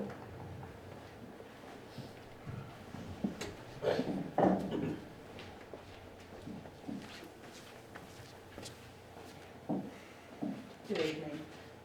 I too have spoken before you guys before, and in the interest of full disclosure, I should tell you that I'm also a member of the Planning Commission, if you don't already know, but I'm here tonight as a citizen only. I've lived here for 22 years. There's no information made available to me that is not available to any other concerned citizen that takes the time to look this up online. And everything that I say is based on that. In regards to the variance allowing the excessive parking, the additional parking, I think that is a poor precedent to start granting variances on. We do have a 50% pass rule, which this is over that. Our zoning ordinance 1501, section 1, section I, states that the variance is not for a use of land or buildings that is prohibited by this ordinance or to a change or will make a change in the density of a use allowed in the zoning ordinance. This is clearly a paving density inconsistent with the ordinance that we have set forward. It's already in place. States a variance, in section E it says a variance if granted would not cause substantial detriment to the public good or impair the purposes or intent of this ordinance. But this variance request impairs the purpose and intent of the ordinance in order to keep our industrial corridor neat and attractive to citizens and passersby alike. Lastly, this particular variance, section B states that a variance could be granted if the application of the ordinance to this property would create an unnecessary hardship, and no such hardship is created here. Any perceived hardship on Longleaf or Walton Leaf Commercial is a function of the unwillingness to change the design.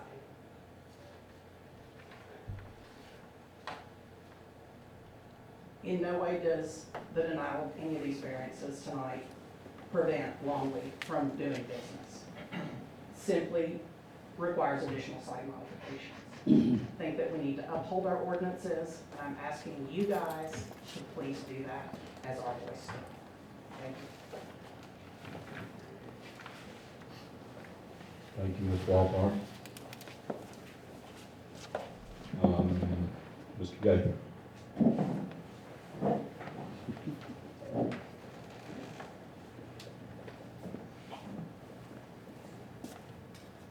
Mayor and Council, thank you for allowing me to be here tonight. My name is Scott Gaither. I live at 351 Richmond Drive in Social Circle. I'm here tonight as a tax-paying citizen that has called Social Circle home for the last 16 years, and not as a member of the Planning Commission, which is a volunteer position. I hold degrees and certifications as a professional planner and have been working for local government as a planner and planning director for the last 19 years. I've been volunteering my time for the city since 2008.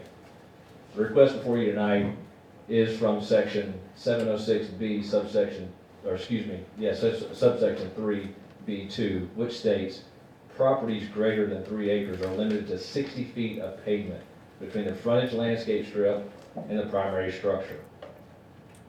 If I may, the frontage landscape strip and primary structure. Frontage landscape strip, primary structure. Frontage landscape strip, primary structure. It's a corner lot. You have 2 road frontages. Parking in the front yard shall not extend more than 2 spaces beyond either wall of the primary structure. Either wall, either wall, either wall. Parking and loading areas for trucks and heavy equipment do not require interior landscaping if located entirely behind the primary structure and screened from the public road by an evergreen buffer at least 12 feet in height at maturity. If approved, this variance would apply across all portions of the property that fall within the corridor overlay. Everything from that yellow line or red line towards the corner intersection. This not only impacts the amount of pavement and parking between buildings 100 and the Parkway, as well as 100 and Hightower Trail, but would also apply to building 300 and the pavement and parking between it and the Parkway. When considering a variance request, it is imperative that the review criteria found in the City of Social Circle Municipal Ordinance Section 1501 be applied. I'm not going to read you those criteria. I assume you all have read those many times as you are sitting council members. But I will implore you to see that the requests being made do not meet the standards for granting the variance. And a few examples of those I'll give you. The hardship that is the applicant is wanting and not have to construct large buildings. Smaller structures would not require as much parking nor encroach into the required landscape strips. Therefore, the variances would not be required. The property has an economical viable use if developed in accordance with the adopted zoning and development standards. If this developer walks away, don't worry, another will be along shortly. The requests are not due to extraordinary or exceptional conditions because of the size, shape, or topography of the property. It is due to the applicant's desire to maximize every square inch of available land outside of stream buffers. And if granted, they will cause detriment to the public good in terms of traffic, deterioration of public infrastructure not designed to uphold to the rigors of this type use, and will negate the purpose and intent of the corridor overlay ordinance. The proposal is not consistent with the construction and design standards adopted by the city. Now, despite the promises being made by the applicant, this development, if the variances are approved, will have negative impacts on all of us in some way, shape, or form. Why should we, the citizens of Social Circle, bear the cost of the externalities and infrastructure improvements due to the impacts and changes created by a developer? Not necessarily this developer, that goes for all developers. Mr. Gaither, not to interrupt, you have about 30 seconds. Great, thank you. I'll leave you with this thought. Developers and builders develop and build to the minimum standards. If you waver on those standards, be prepared to pay the price. Thank you. Thank you, Mr. Gaither. Mr. Osborne, you have 2 minutes. Thank you very much. This developer is not walking away from this property. This developer never made that statement and never will make that statement. We have not maximized the economic value of this property. If we wanted to do that, 8 months ago, we would have got an individual permit from the Corps of Engineers, we would hike all these streams, cut down as many trees as we possibly could, and we would get another building on this site. That would be maximizing the economic value of this property. We chose not to do that. And here we find ourselves listening to a code that prohibits me from building an industrial building in an industrial zoned property in the City of Social Circle. 54 acres of which I bought from you for over $1 million. So that's our situation, folks. We have a zoning for industrial buildings.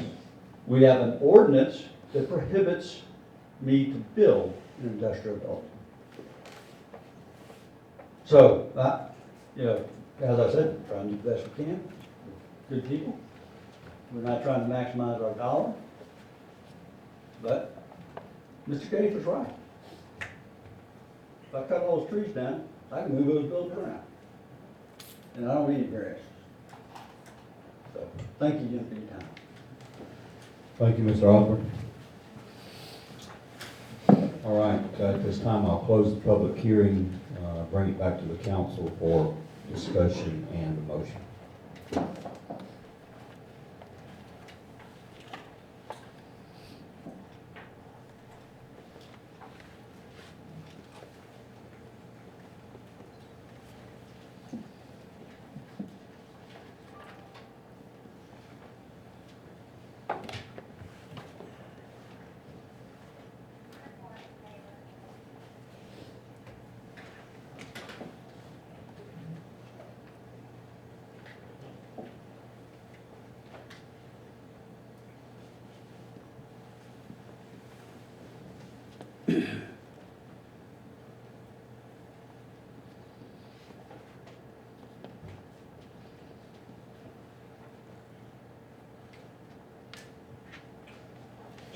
entertain a motion. This cannot be disposed of without an action.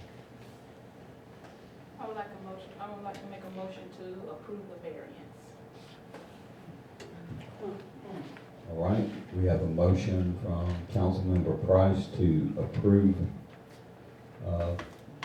this variance. Is there a second to that motion? I'll second. Second from Councilmember Boyd. Is there any further discussion?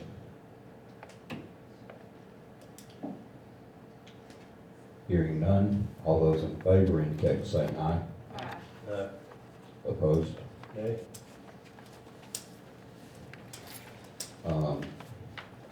Just to, so I can get that, those in favor, please raise your hand.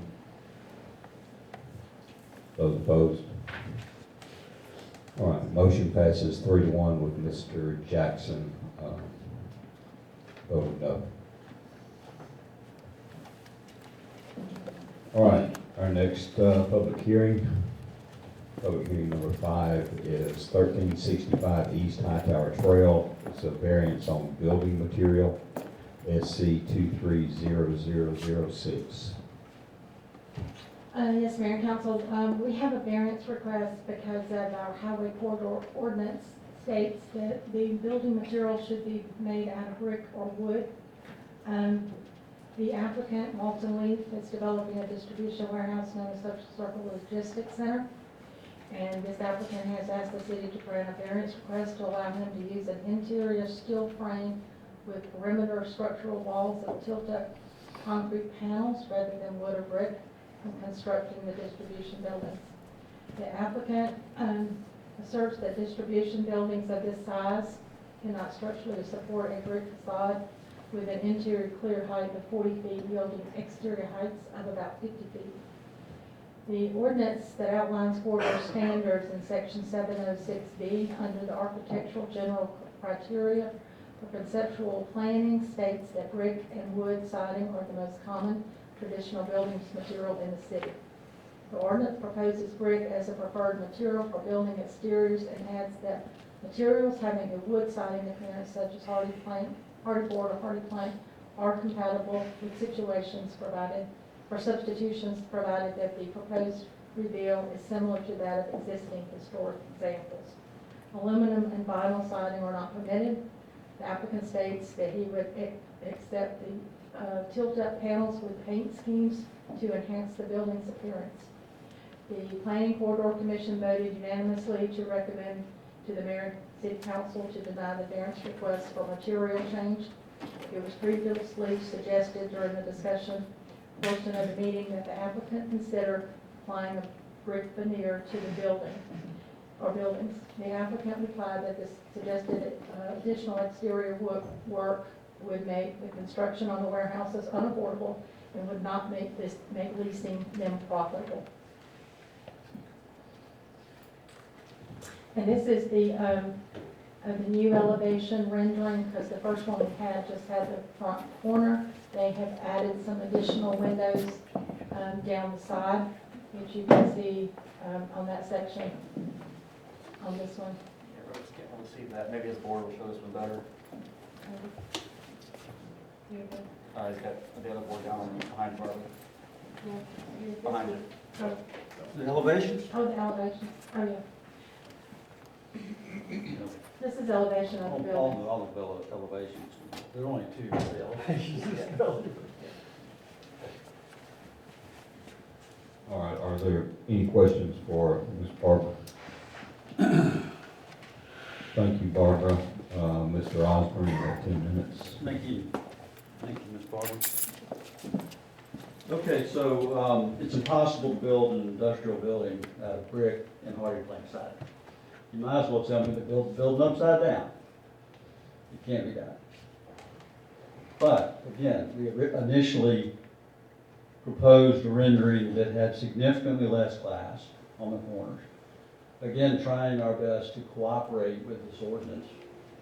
And you can see how we have given up a whole bay of truck docks at the corner of the building and replaced it with glass. That happens on the two corners facing the parkway. The two corners on the opposite end still have glass in the corners, but not all the way to the first back of the truck court. Okay, so we've reduced the size of our truck court, which is the lifeblood of our clients.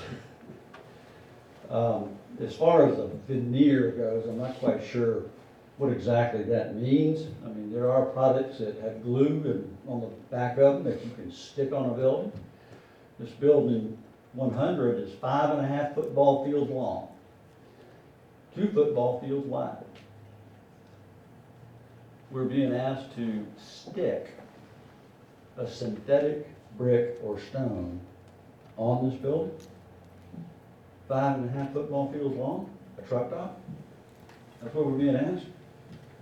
A tilt panel is a masonry product. It has fenestration. It is poured on the slab of the building. There are form liners that are placed on the slab before the panel is poured to create reveals and other architectural fenestration. You can see that if you look closely on the elevation on the screen. These panels are 8 foot thick, approximately 50 feet high. And they're picked up by a crane, they're placed on what's called a pour-back strip, or footing around the building. They're braced, and when all of them are put up and braced, we come in the middle and we add steel columns, steel bar joists, and roofing. There is no Mr. intermediate Altman. floors that can. Can I interrupt you and ask you to repeat what you just said? These are, the tilt-up panels are Yes. made of masonry, is that? Yes, sir, they're concrete, they've got textured paint on them of bright color. And the width and height? The height will be approximately 50 feet of each panel. And Clay, tell me the width again of the panel? They're 8 or 8, So they're about 20 feet long. I'm sorry. So it takes a pretty big crane to pick them up. It's quite an endeavor. But I'm not an architect. Nelson Architects Worldwide is our architect. You see our logo down there, one of the biggest architectural firms in the world. And when I asked them, could we put sticky brick on our building, they just about fainted. You see, if you want to make an ugly building, put sticky brick on it. This is an attractive building, ladies and gentlemen. You will not find a higher class industrial distribution building anywhere in the state of Georgia that's nicer than this. I assure you that. And I also assure you that when this project's built, you're going to be proud of it. And I'm going to be proud of it. I'm going to show it to my children, and it's going to be a model for other developers in this state. And they're going to come here and look at it. So, this variance was not required when I first met with y'all back in March. I was told, no way you can do that, don't worry about it. 30 days ago, I guess, we were asked to submit a variance. It's just not something that's possible. Thank you.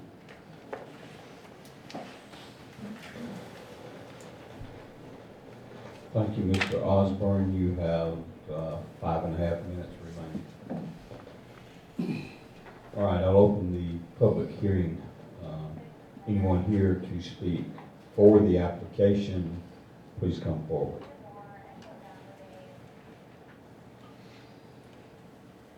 Seeing none, those that are here to speak in opposition, please come forward, and I have 4 individuals that have signed to speak on this.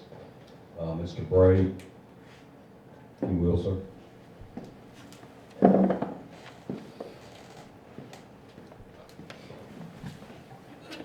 Hello, my name is Matthew Bray. I live on Hancock Drive, Social Circle 30012. I guess my statement on this is more of a question.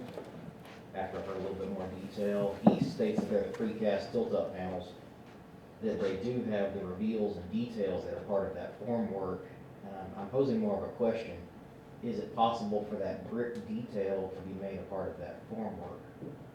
to where it would, instead of having a fake veneer added to the panel later, it would actually be part of the concrete panel itself. And that's my only comment, thank you. Thank you, Mr. Bray. Please wait, we'll respond, you can respond to that. I've been doing this 40 years. I've never seen that done. If you're suggesting that we create reveals to imitate brick, is that what you're suggesting? I'm asking if that's Okay. possible. All right, well, I suppose it's possible. I don't think it would look very good. Never seen a building in this market ever built that way. I think if you saw a bunch of reveals to imitate the mortar or brick, that wouldn't be very attractive. This is my opinion and my architect's opinion. I hope I answered your question. Thank you. Ms. Barrow, you had also signed up for comment. I'll wait my time for other people. Thank you. Ms. Walther. I too will wait my time because it doesn't matter. Thank you. Mr. Gay.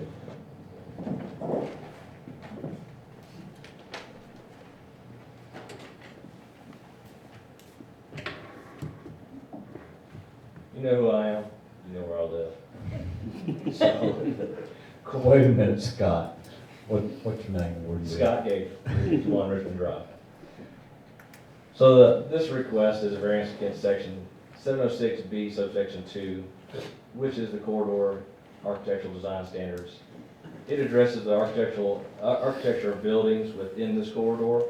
The section identifies the type of appropriate building materials, the amount of glass and windows needed, the length of building walls, and so on and so forth. The applicant's proposal is to construct, as he stated, concrete tilt-up wall construction, which is very, very, very common in today's warehouse distribution, warehouse game. And I say game, I shouldn't say that, it's an industry. It's a very important industry to our economy, but it is a common form of construction. I did speak with several other developers who develop and build this type of product. And yes, the idea of a veneer is possible. It's not common. It is possible. And what two of the developers who told me, both Ashley Capital and Reed Jones, is that in the casting beds, they do put in various different designs for the buildings. These types of designs are usually put in buildings that are in what I was told, higher end areas. And also designs that are seen most common on tilt-up wall construction for commercial buildings, not necessarily for industrial. But I digress.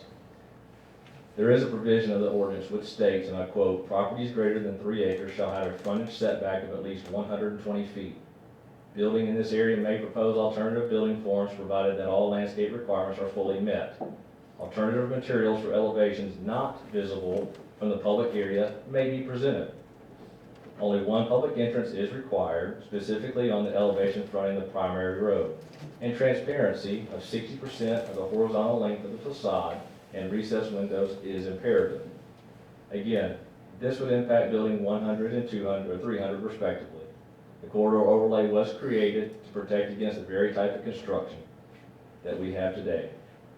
And I ask yourself, are buildings of this mass, scale, and material appropriate for the corridor? Are you willing to compromise the purpose and intent of this ordinance? Now, some of my colleagues here tonight may say, yes, you are, and you're comfortable doing that because you just did that.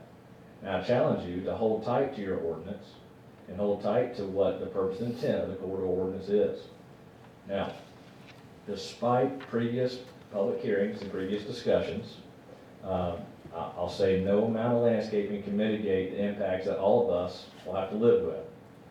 If this council is considering granting this variance against the recommendations of your staff, your planning commission, your previously the city engineer, and those that have spoken tonight, at least have the forethought to require the applicant to dedicate some portion of property, 40 to 60 feet, along the entire road frontage of Hightower Trail, so that when we, the taxpayers, have to improve Hightower Trail because of the results of this development, we already have the property to do so, and it won't cost us, the taxpayers, who voted you in, who you should listen to, so much money. Thank you. Thank you, Mr. Gaither. There are about 6 minutes remaining for comment on this, if there's anyone else here that would like to speak in opposition.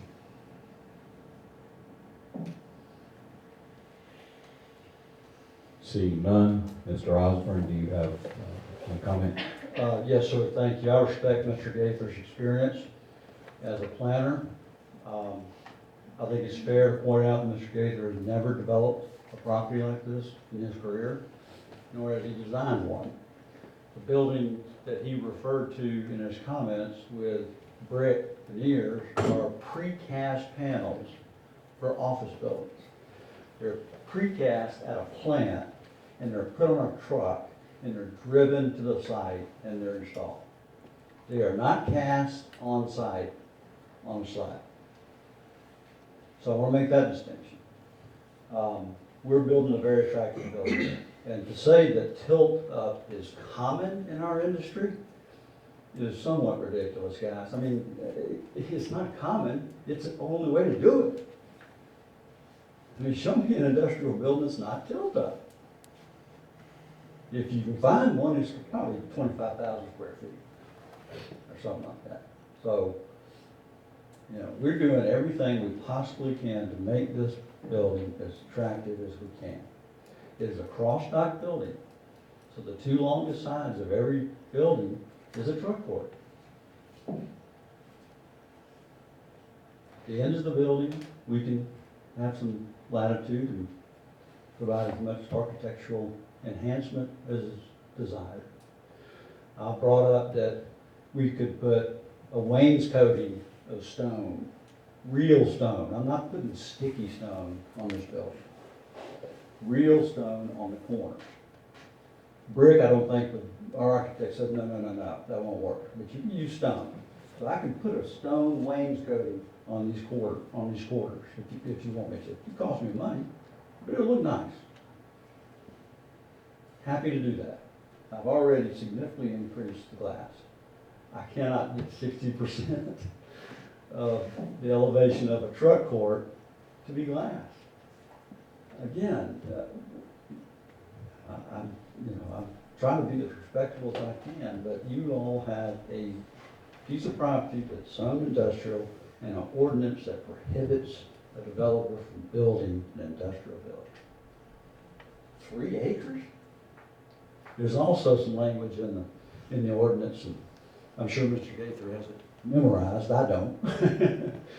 But it starts out, it's in the landscape section, and it says landscaping is far more important than architecture. We couldn't put any more landscaping on this property, ladies and gentlemen. We couldn't save any more natural trees on this property. We couldn't provide any more landscape screening. Just not enough ground now. Do you realize that almost 50% of our site is permeable property? Meaning no concrete, no asphalt, just good old-fashioned dirt. Almost 50% of a 235-acre site. It's unheard of. It's unheard of.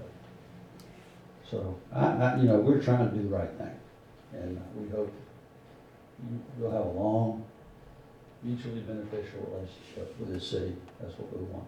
Thank you. Thank you, Mr. Osborne. Are there any questions for the applicant?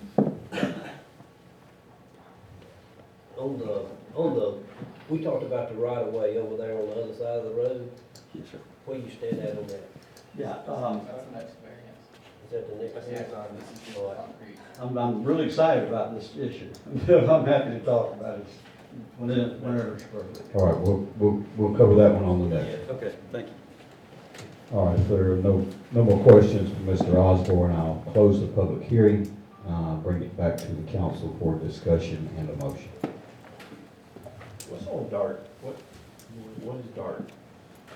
It's the same, it's a tipped up concrete walls. Just like he's proposing? It's the same thing, dart container. But Mr. DART has Osborne, no fenestration whatsoever. It's just a blank. That was a pre-ordinance. Yeah, your proposal to put stone, can you identify on this structure here where you're talking about? Yeah, I'll put it under the glass on all four corners. Just underneath the glass, not Yes. the entire I height? can't support it, the height, no, sir, I can't. Okay. Again, I'm not putting 60 stone in the shoulder.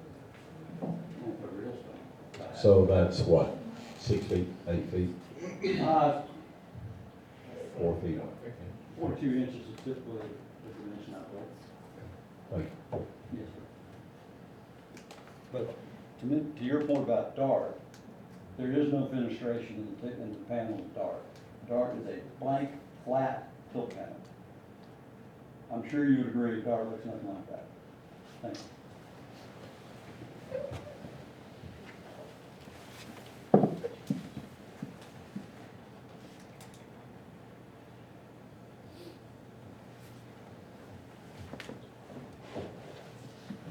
So I'll make a motion to approve, with the stipulation of using the stone. Second. All right, we have a motion from Councilmember Jackson and a second from Councilmember Price. Any further discussion? All those in favor indicate by saying aye. Aye. Opposed? That variance passes unanimously.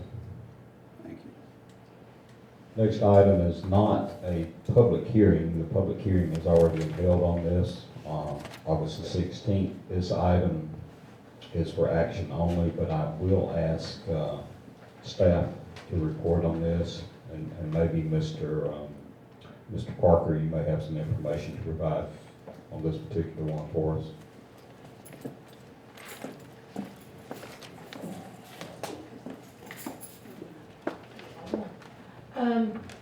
On this variance that they had actually asked for, we've already had the public hearing, Mayor and Council deferred this. There's some question about the variance that they were asking for, so instead of 50 feet, they wanted to reduce it down to 25 feet. So the main concern was the length of this property. Do we have enough room to widen East Tower Trail? We've gone back and forth with drawings. Mr. Osborne has provided the latest drawing from his engineers, and then we have our engineer here to report on his findings and what the city should consider, making sure that we do have enough room to widen, because you cannot widen to the north with CSX. It's got to be to the south. And I'm thinking with our engineer, he's looked at this plan and he's going to report to the council tonight. Additional copies. If that's Cody's drawings, we've got 10 more right there.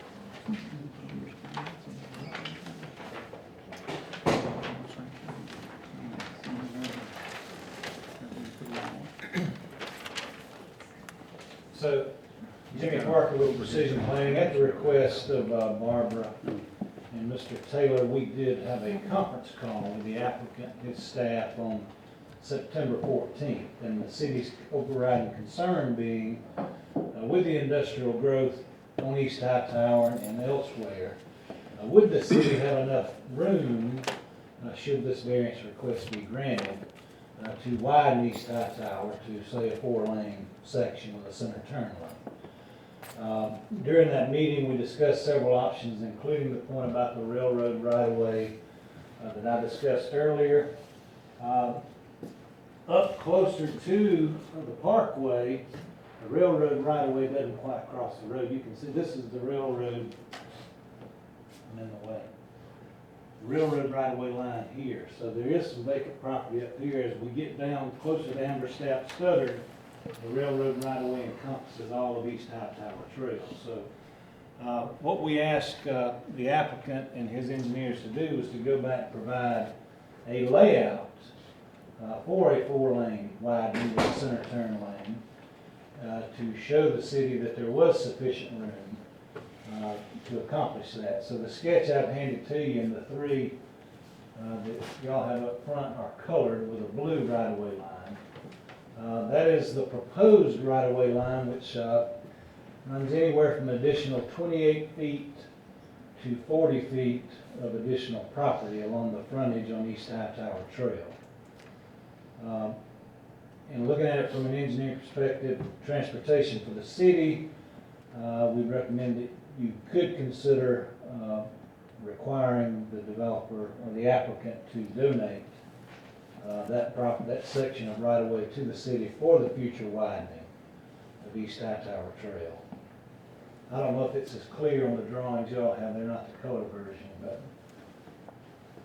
So you have it? Yeah. Is this the version that you sent earlier this week? I might have that. Yeah, I think I can send it on the 14th. It's on, it should be on your computer. Get it in my emails here.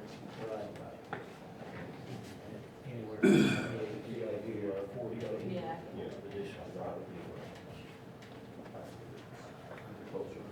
His name is Amer, A-M-E-R.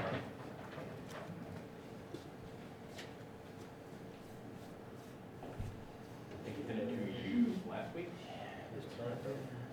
There we go. Should be a cross section of the road, and there's 5 lanes, not 4. There's 4 lanes and a center turn lane. That's right. Correct? 4 lanes and a center Right. turn. Yeah, That's what we so it's a 5-lane road, including the turn lane, center turn lane.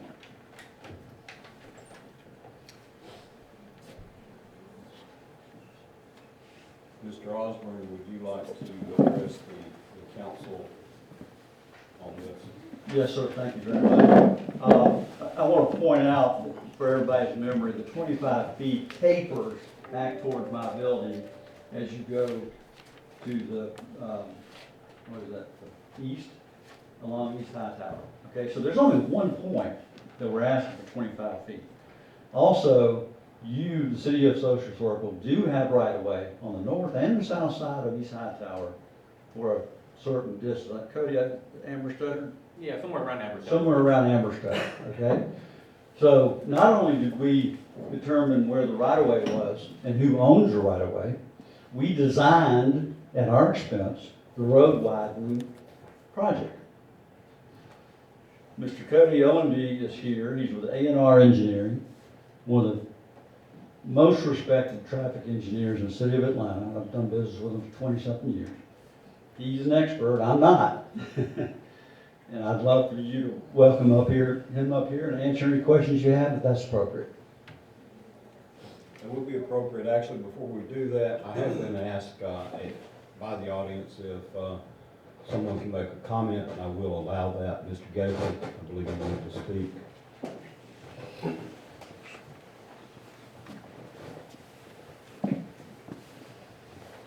Mr. Mayor, Gators, Florida Drive. As a point of order, you've already stated, and I turn to your 2 council members here, councilors, I should say, that this wasn't a public hearing.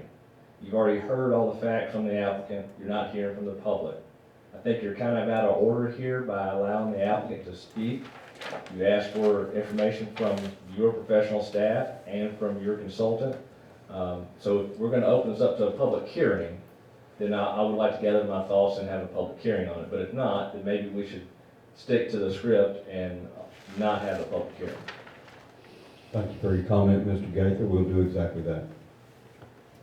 This is an action item for vote only, so I'll bring it to the council and ask for.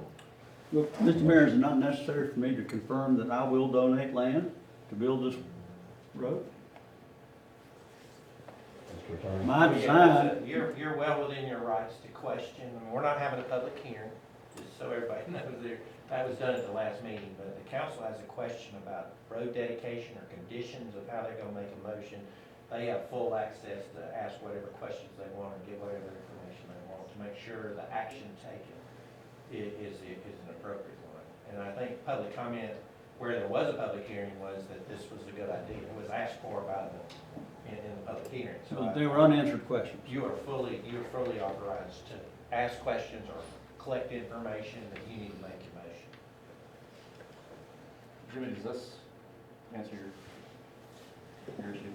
I mean, that's it, that is the, so you see the blue line, it's, I think scaling it off, it's anywhere from 28 feet up toward the parkway to, I think 40 feet of additional right of way on the far eastern side. That would provide you sufficient room to relocate utilities, widen that road at some point in the future. And I understand there's at least been preliminary discussion with the county on pushing that project forward. Yeah, they actually approached me on it, yeah. I've talked to Lee Bradford about it. I have to. And chairman and county manager. So should we hear from the engineer? There's Cody, are you referring to Cody, sir? Yeah, sorry. One point, the design that we paid Cody's firm to create, that you see up there, includes donation of our property to this project. Well, then, Scott, before you leave, before we do this, Mr. Attorney, is the action we're taking now appropriate to allow this gentleman to speak? It is appropriate.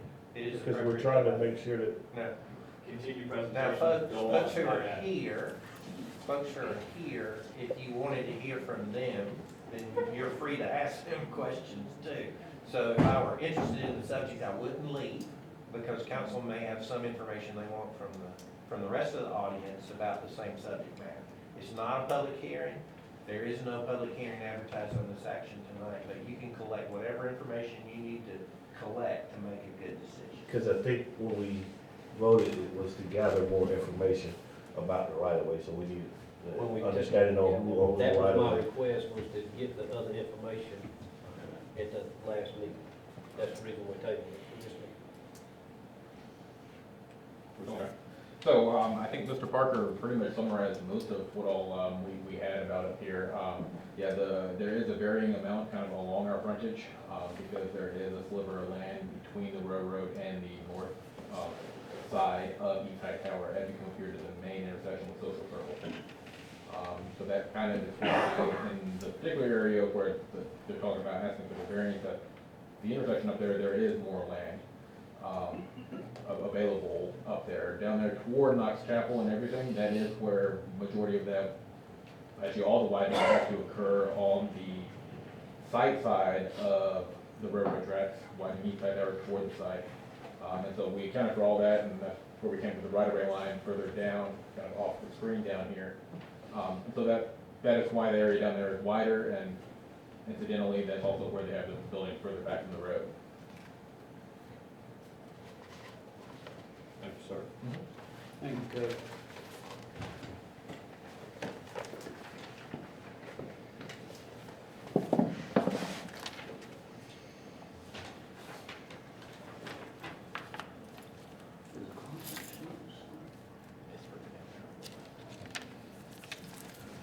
Back up. How far? If you go to the left, there's a cross-section shown as well. At the bottom corner. Yeah, in the bottom left-hand corner. Further down.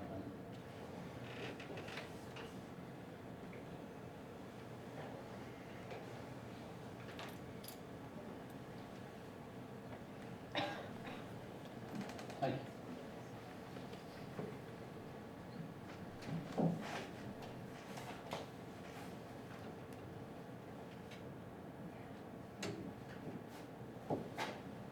So the 28 foot actually includes a curb and gutter also. Yes. Be an urban section, yes. Yes, there's, it would include that area, and then there's also some flexibility in the dimensions in here as well. We kind of tried to err on the high side with all these dimensions, just kind of give a little bit more room and show, hey, worst case, we do have the room to give it, even if we kind of went to kind of the maximum standards on everything. The wider center turn lane gives you greater separation when you're meeting a truck. Well, I noticed that was a lot wider than most turning lanes when I seen that number. Yeah, that's correct. That's generally the recommendation, from around 14 feet for that thinner. Give you a little bit more separation.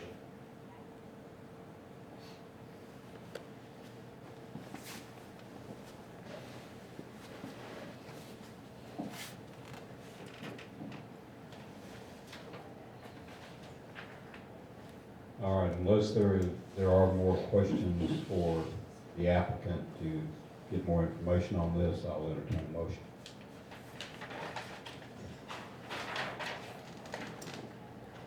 I'd like to make a motion to approve the request to reduce the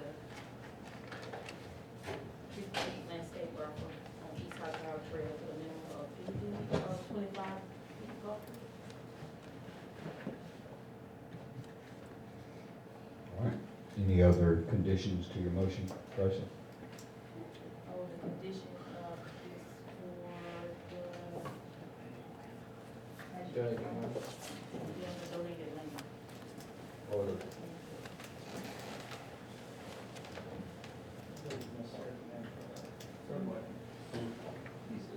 For donating the land is necessary for the road widening? Yeah. Mr. Osborne, do you understand the motion? I do, sir, and the design that our consultant created includes land that we own that we're prepared to donate to the city to make this happen. Thank you, sir.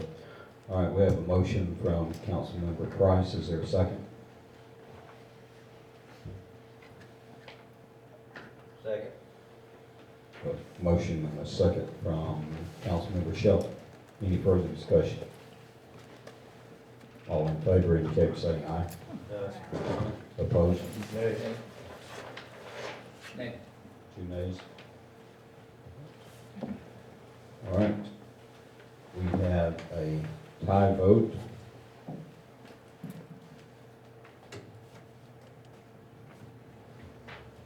I will vote with the motion to approve.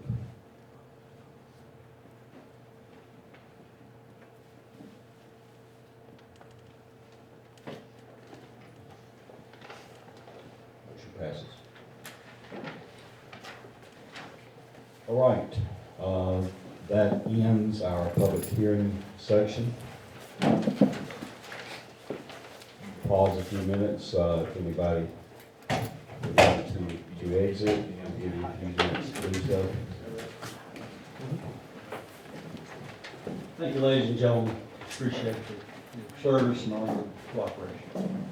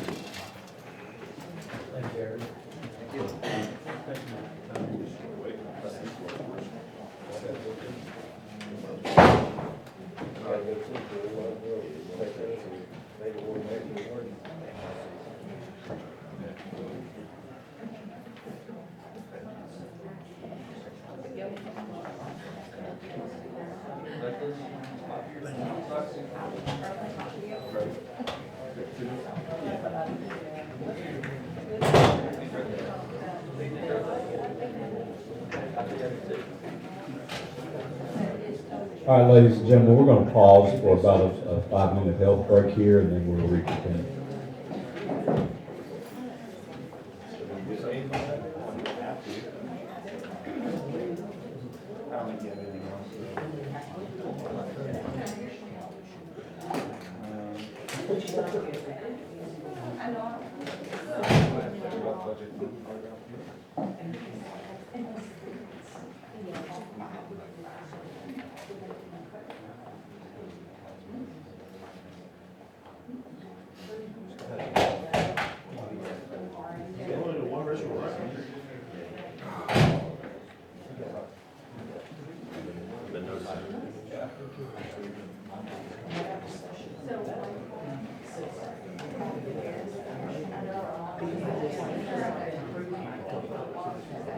No,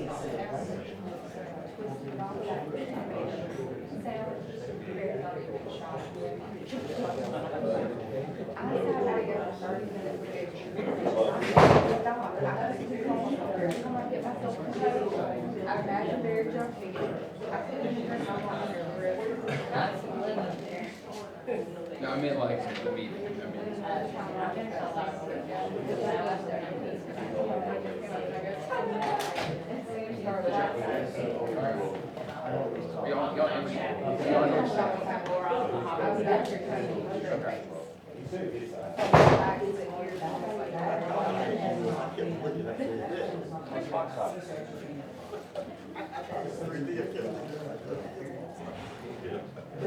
It took me a minute.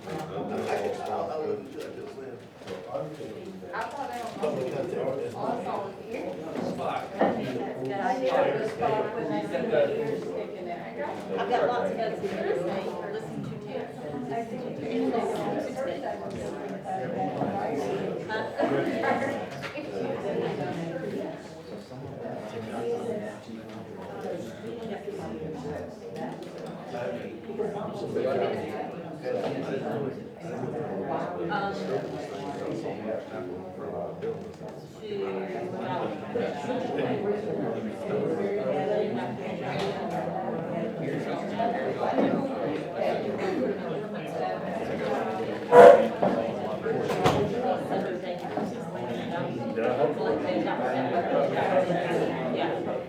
Okay, that's.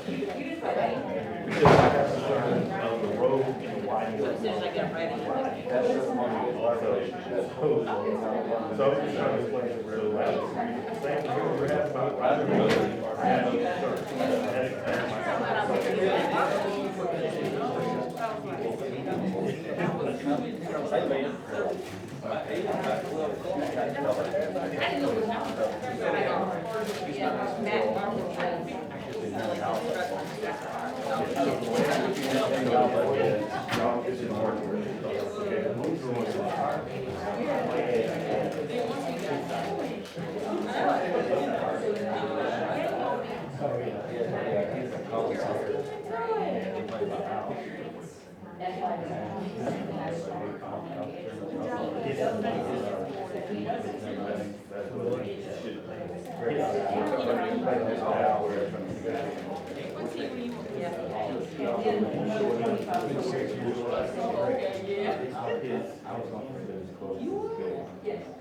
What we went to.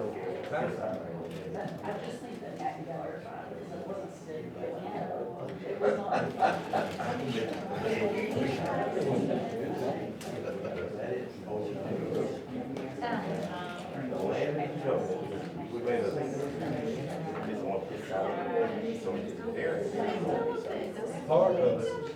Part of it's on his side, brother. Part of it's not. Yeah, the other part of the land is like a Baker Street. It's also there's other side. Just like the other guy, he actually say what he's donating, he said he could donate the land. Look right here. I mean, I see the. It's gonna be drawn to that plan. It's right here. All the way here. The only part that's in Trojan. But they are, it's only, That's the only supposed to put it, yeah. No, it ain't close to the building, it's parking. It's only parking. Well, he's also gonna have to go get something down on this end, because all this, this is the railroad road. Yeah, but he's got plenty of room, man. You have to identify I mean, you basically have this blue line. This takes into consideration this strip of land right here. So the road is actually already shut down. But it was highlighted.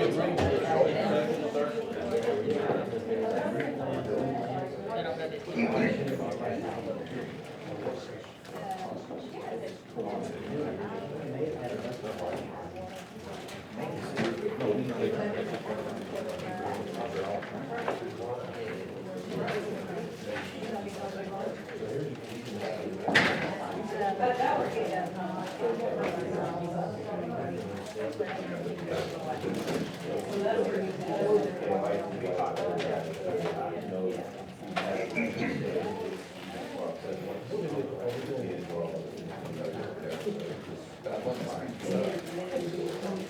Hit that gavel a little Use their appropriate. Hit that gavel. His follows the line that his. And we're gonna tax the 10 minutes.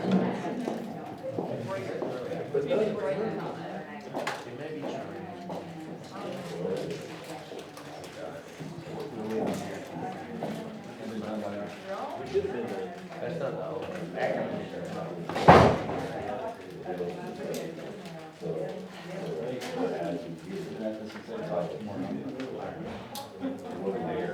Yes. That's half baked.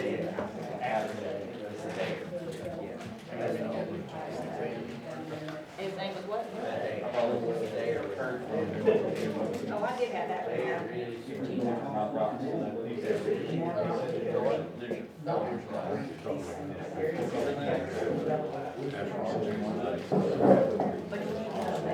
I've heard it's really good.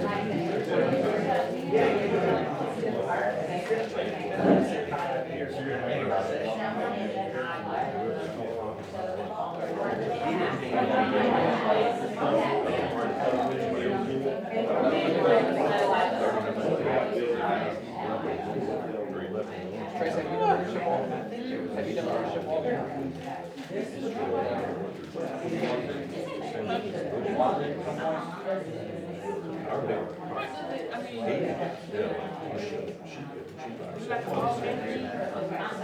I was there from 8:30 this morning till almost 5 o'clock today. Once a month. Once a month all day? One month all day, they're from tree.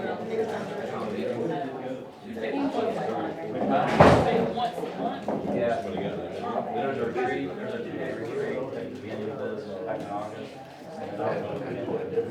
That's a leadership job.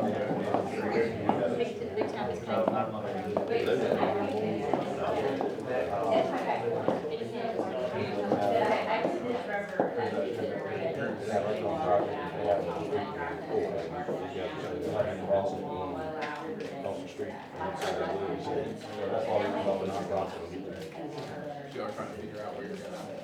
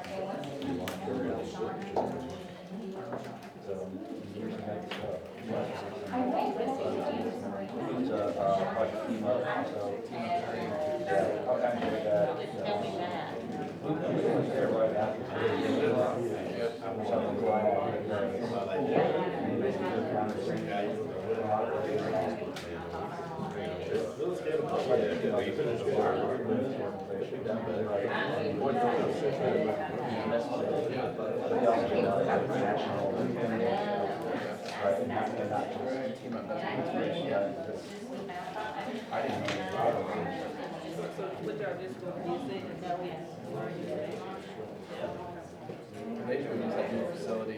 It's really nice. Yeah, that's a great facility. We've got two spaces in there. Oh, like getting on the airport, I did that last night, I think you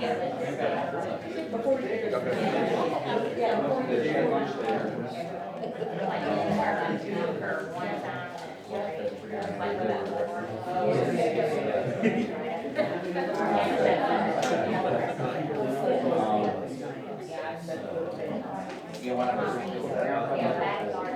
Local has a hammer. I've never, discovered homelessness, that's the big thing. Among others, talk about, medical care, Yeah, they do so much. and one other, and I'll just. Everyone's already. That or a routine sandwich when you get home. She is that person. In the right place. Right? Cindy Little, the baker. Oh, she's great. She's passionate. Oh, yeah. I couldn't imagine anybody better. I don't know the whole story about it. She like shot it, faced it. She the fish is already exists. Yeah, it's about as long as I've been around, I know She started off with like, yeah, she's fantastic. All right, Dave, hurry up.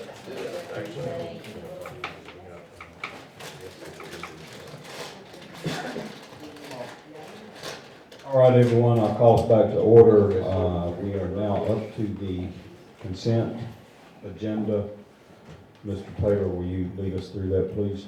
Certainly. We have 3 items on the consent agenda. The first is the minutes of the mayor and council regular meeting of August 16, 2022. Second item, authorization to, actually, the wording on here is a little odd. Wording said the authorization to GMA finance a grapple truck for the street department. What that actually is, it's actually a budget modification because the council's already approved the purchase through lease financing of a new chipper truck. And we have since studied the use of what trucks are out there. It's very distracting. It's hard to concentrate on what you're saying when you get all that. Anyway, what I was saying was, we've looked at the possibility of purchasing a grapple truck. I think Councilman Jackson actually mentioned that probably 6 months ago, and it is feasible, and it would actually save the city quite a bit of money because we currently have 2 people riding around in the chipper truck. Because of the safety enhancements on this, you would actually take that down to 1 person, so you could actually reassign the other person to somewhere else in the public works department. It also eliminates the need for a flagger on Fridays, and also eliminates the need to haul that leaf chipper all around town, which is a safety issue all the way around. So this is to approve amending the budget to allow the city to move ahead on purchasing this. And as I mentioned during the work session, this particular item, because of lead times, we're not expected to receive until spring, so chances are we actually wouldn't have a lease payment until the next budget year anyway. So, and then the third is authorization to amend the budget, $14,000 for the CDBG sewer project.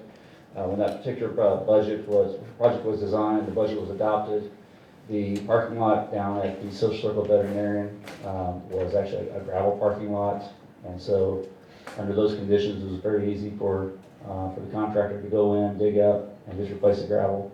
They have since paved that parking lot, and we didn't want to dig up this perfectly good, brand new paved parking lot. And so we actually bored under and dead pipe burst, but that did require a change order to the contractor in the amount of $14,000. And they've already done that work, and I've already notified you guys of that, and this is approving that action in retrospect. We do recommend approval of the consent agenda.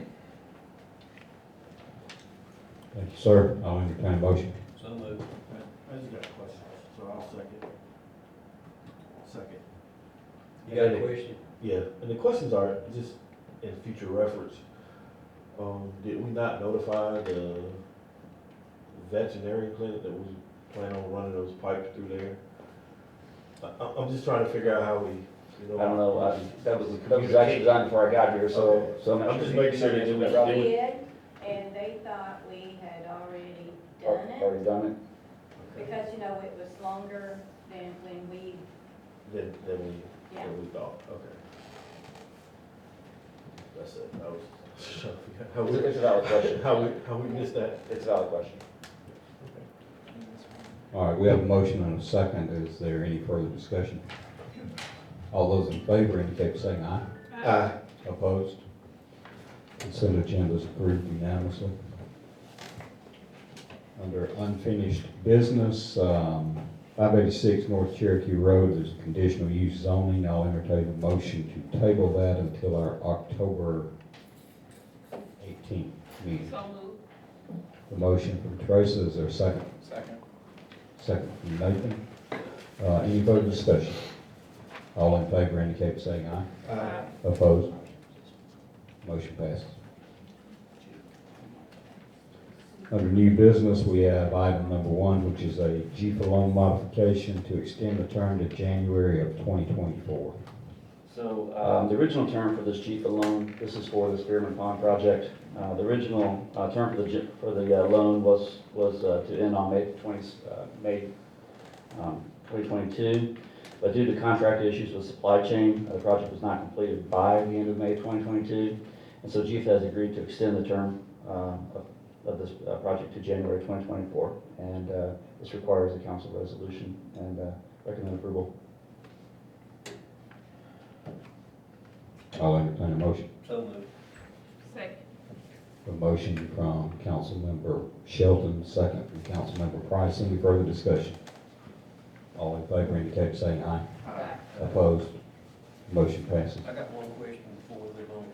What portion of that project's not finished? The railroad part? The railroad part? Yeah.